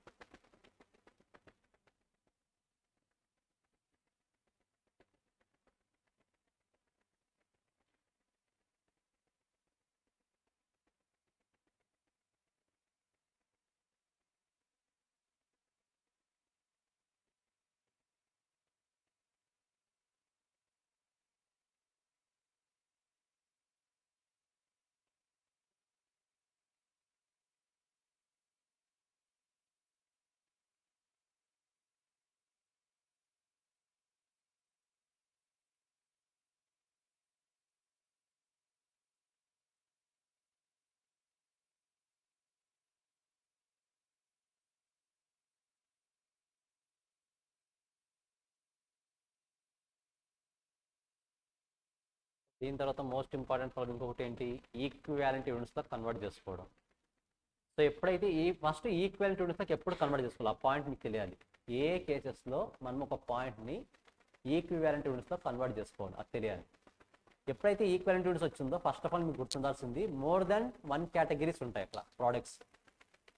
అంటే ఒక ప్రోడక్ట్ 100% అని చెప్తారు, ఒక ప్రోడక్ట్ 50% అని చెప్తారు. ఫర్ ఎగ్జాంపుల్ ఇక్కడ చూడండి, single room, double room, triple room 3 ఉన్నాయి. కరెక్టా? సింగిల్ రూమ్కి ఒక్కొక్క టైప్ ఆఫ్ రెంట్ ఛార్జ్ చేస్తున్నాడు, డబల్ రూమ్కి ఒక టైప్ ఆఫ్ రెంట్ ఉంటుంది, ట్రిపుల్ రూమ్కి ఒక టైప్ ఆఫ్ రెంట్ ఉంటుంది. కానీ ఆక్యుపెన్సీ అనేది డిఫరెంట్ ఉంది. చూడండి ఒకసారి. ఇప్పుడు రెంట్ పర్ రూమ్ క్యాలిక్యులేట్ చేయమంటే ఏ రూమ్ కానీ క్యాలిక్యులేట్ చేయలేను. సింగిల్ రూమ్ కా, డబల్ రూమ్ కా, ట్రిపుల్ రూమ్ కా, రెంట్ పర్ రూమ్ క్యాలిక్యులేట్ చేయమన్నాడు. నాకు క్లారిటీ వస్తుందా ఏ రూమ్ కానీ? సో ఇప్పుడు ఏం చేస్తాను నేను, ఫస్ట్ అన్ని రూమ్స్ని ఒక కామన్ మెజర్లోకి తీసుకొచ్చేస్తాను.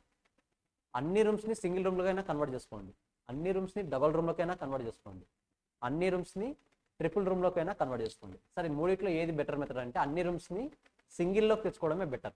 ఎందుకంటే మనం ఆల్రెడీ ప్రాక్టీస్ చేస్తుంటాం కదా ఇది. సో వీటిని ఈక్వివాలెంట్ సింగిల్ రూమ్ యూనిట్స్ అంటారు. ఈక్వివాలెంట్ సింగిల్ రూమ్ యూనిట్స్ అని చెప్పేసి అన్ని సింగిల్ రూమ్లో కన్వర్ట్ చేసుకొని టోటల్ నాకు మొత్తం ఈ హోటల్లో ఎంత కాస్ట్ అయిందో ఐడెంటిఫై చేస్తాం. Cost divided by total number of rooms తెలుసు కదా. ఫర్ ఎగ్జాంపుల్ ఇప్పుడు నాకు సింగిల్ రూమ్ ఒకటి ఉంది, డబల్ రూమ్ 2 ఉన్నాయి, ట్రిపుల్ రూమ్స్ 3 ఉన్నాయి అనుకుందాం. నాకు హోటల్ మొత్తం మీద 1 lakh కాస్ట్ అయింది. ఇప్పుడు ఏ రూమ్కి ఎంతెంత రెంట్ చార్జ్ చేయాలంటే ఎలా చెప్తారు మీరు? చెప్పగలమా? చెప్పలేము. కాబట్టి ఏం చేస్తాను, ఈ డబల్ రూమ్స్ని సింగిల్ రూమ్లో కన్వర్ట్ చేస్తాను, ట్రిపుల్ రూమ్స్ని కూడా సింగిల్ రూమ్లో కన్వర్ట్ చేస్తాను. అప్పుడు నా దగ్గర ఏ రూమ్స్ మాత్రమే ఉంటాయి? సింగిల్ రూమ్స్ మాత్రమే ఉంటాయి. So 1 lakh divided by number of single rooms వేస్తే సింగిల్ రూమ్స్ యొక్క రెంట్ తెలిసిపోతుంది కదా.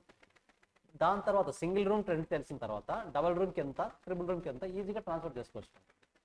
క్వశ్చన్లో మనకి ఇస్తాడు, ఎక్కడుంది అది? Rent of double room is to be fixed 2.5 times of single room.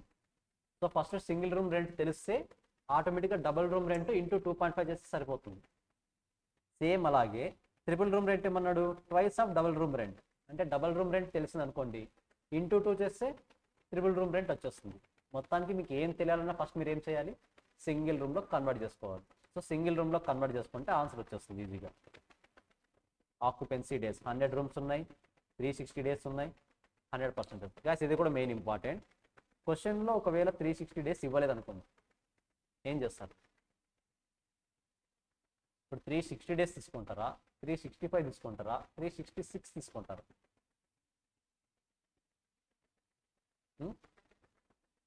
Assumption రాస్తారా? షూర్, పక్క. 365 డేస్ అయితే అజంప్షన్ రాయాల్సిన అవసరం లేదు, ఎందుకంటే 365 జనరల్ కామన్ సెన్స్, కరెక్టా? 365 రాయాల్సిన అవసరం లేదు, అదర్ కేసులో మీరు రాయాలి. ఓకేనా? కొన్నిసార్లు లీప్ ఇయర్ ఉంటుంది, లీప్ ఇయర్కి 366 తీసుకోవాలి, 5 తీసుకుంటారు అప్పుడు. కాబట్టి ఏదైనా సరే అజంప్షన్ హ్యాండ్ ఓవర్ చేసుకుంటే ఒక పని అయిపోతుంది. అజంప్షన్ని హోల్డ్లో పెట్టుకోండి. ఓకేనా? సరే, ఫస్ట్ ఏం చేస్తాను, సింగిల్ రూమ్వి క్యాలిక్యులేట్ చేస్తాను. టోటల్ సింగిల్ రూమ్స్ వచ్చేసి 36,000, ఇక్కడ కూడా 36,000 వస్తాయి. ఇంటూ 2.5 ఎందుకు చేసినారో చెప్తాను. That is called equivalent units. Double రూమ్స్ని సింగిల్ రూమ్స్లో కన్వర్ట్ చేసుకుంటున్నా, అంతే కదా. సేమ్ అలాగే ఇక్కడ కూడా ఇంటూ 5. ఇంటూ 5 ఎందుకు చేశాను? సింగిల్ రూమ్ అయితే 2.5 times చేస్తే డబల్ రూమ్ వస్తుంది, డబల్ రూమ్స్ని ఇంటూ 2 చేస్తే ట్రిపుల్ రూమ్ వస్తుంది. కాబట్టి 5 times అనే కదా దాని మీనింగ్. కాబట్టి ఇంటూ 5 చేశాను. సో సింగిల్ రూమ్ యూనిట్స్ వస్తుంది, డబల్ రూమ్ యూనిట్స్ వస్తుంది, ట్రిపుల్ యూనిట్స్ వస్తుంది. టోటల్ నాకు ఎన్ని యూనిట్స్ వచ్చేస్తాయి? 1,04,400 రూమ్స్ ఉన్నట్టు. ఇప్పుడు నాకు ఏ rooms? Single room rooms. 1,04,400 units single rooms ఉన్నాయి. ఇప్పుడు హోటల్ మొత్తం ఎంత ఛార్జ్ అవుతుందో క్యాలిక్యులేట్ చేస్తాను, అంటే నాకు ఉన్న ఎక్స్పెన్సెస్ మొత్తం యాడ్ చేస్తాను. ఈజీగానే యాడ్ చేయొచ్చు. ఇలా కదా నేను కూడా చేయొచ్చినది 5% ఆఫ్ టోటల్ టేకింగ్. మనం రాసుకున్నప్పుడు అలాగే రాసుకుంటాం. కాబట్టి మీరు ఏం భయపడకుండా ప్రజెంట్ చేసేయచ్చు. 5% ఆన్ టోటల్ టేకింగ్స్. టోటల్ ఎంత పర్సెంటేజ్? 25%. 15%? ఎస్, ఐ థింక్ ఇది బిల్డింగ్ రెంట్ 15% అనుకుంటా కదా క్వశ్చన్లో. 25% ఎలా వచ్చింది? 20% దేని మీద, 5% దేని మీద? రెంట్ 5%, ప్రాఫిట్ 20%, అంతే కదా. ప్రాఫిట్ 20%. మీకు ఇది కూడా షార్ట్ కట్ చెప్పాను, ఒకవేళ ఎంసీక్యూస్ వస్తే ఎలా చేయాలన్నది. For example total 10 lakhs cost వచ్చింది. ఈ 10 lakhsలో 25% ఆన్ టోటల్ టేకింగ్స్ అన్నాడు. ఇప్పుడు టోటల్ టేకింగ్స్ ఎలా వస్తుంది వాల్యూ? 10 lakhs డివైడ్ బై 75%, అంతే కదా. షార్ట్ కట్ కూడా చెప్పాను, ఒకవేళ ఎంసీక్యూ వస్తే ఎలా సాల్వ్ చేయాలన్నది. సో ఇక్కడ ఎలా వస్తుంది? 2,41,000 వచ్చింది. 2,41,000 డివైడెడ్ బై 75% వేస్తే ఏమొస్తుంది? టోటల్ వాల్యూ వచ్చేస్తుంది, ఎంత ఉందో అంత. కరెక్టా? 26,41,000ని సేమ్ అలా వేస్తే వస్తుంది. పర్ ఆర్ ఎంత వాల్యూ వస్తుంది? వాల్యూ అప్పుడు 33.73 రూపీస్. ఎంత? ఏదది? Single room rent. బట్ నాకు కావాల్సింది ఎంత? సింగిల్ రూమ్ కావాలి, డబల్ రూమ్ కావాలి, ట్రిపుల్ రూమ్ కూడా కావాలి. దీనికి 2.5 వేస్తే డబల్ రూమ్ వస్తుంది, ఇంటూ 2 వేస్తే ట్రిపుల్ రూమ్ వస్తుంది. 2.5. ఐ థింక్ ఈ క్లాస్లో కూడా ఇదే అనుకోగా చేసిన ప్రాబ్లం ఉంది కదా. ఈ ప్రాబ్లం ఇంపార్టెంట్ వన్. సర్వీస్ కాస్టింగ్లో ఇదొక ప్రాబ్లము. కొన్ని బస్సెస్ రిలేటెడ్ ఉంటాయి.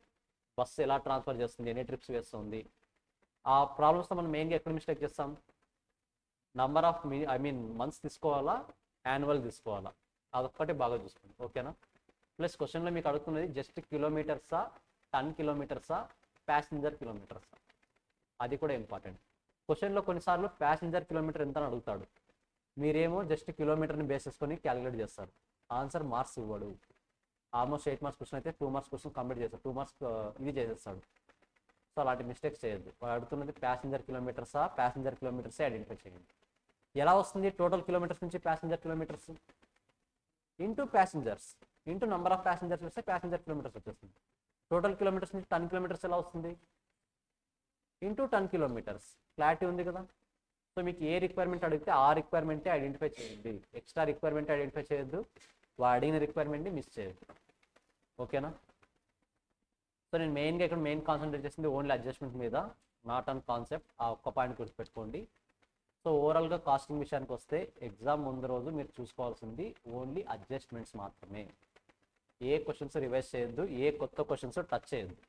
మీరు ఇంతవరకు క్వశ్చన్ చదవలేదా, వదిలేసేయండి. ఆ రోజు ఆ క్వశ్చన్ ఆ రోజు చదవడం మొదలు పెట్టారా, ఆ క్వశ్చన్ 4-5 అవర్స్ తీసుకుంటుంది మీకు ఆ టైంలో, ఆ టెన్షన్ మైండ్కి. సో కొత్త క్వశ్చన్స్ ఏవి చదవద్దు. లేదు సార్ ఇప్పటికీ చదవలేదంటే వదిలేసేయండి ప్రస్తుతానికి. ఫర్ ఎగ్జాంపుల్ 90% కాన్సెప్ట్సే చదివారు, ఓకే, ఆ 10%ని వదిలేసి 90% మీద ఎక్కువ కాన్సన్ట్రేషన్ చేయండి. అది మెయిన్ పాయింట్. ఓకేనా? కాస్టింగ్లో ఫస్ట్ ప్రయారిటీ ప్రాబ్లమ్స్ దేనికి ఇస్తారు? ఫస్ట్ ఇప్పుడు ఎగ్జామ్ చూసిన తర్వాత అజ్యూమ్ అన్ని చాప్టర్స్ నుంచి ఒక్కొక్క క్వశ్చన్ వచ్చింది, ఫస్ట్ ప్రయారిటీ ఏ చాప్టర్కి ఇస్తారు?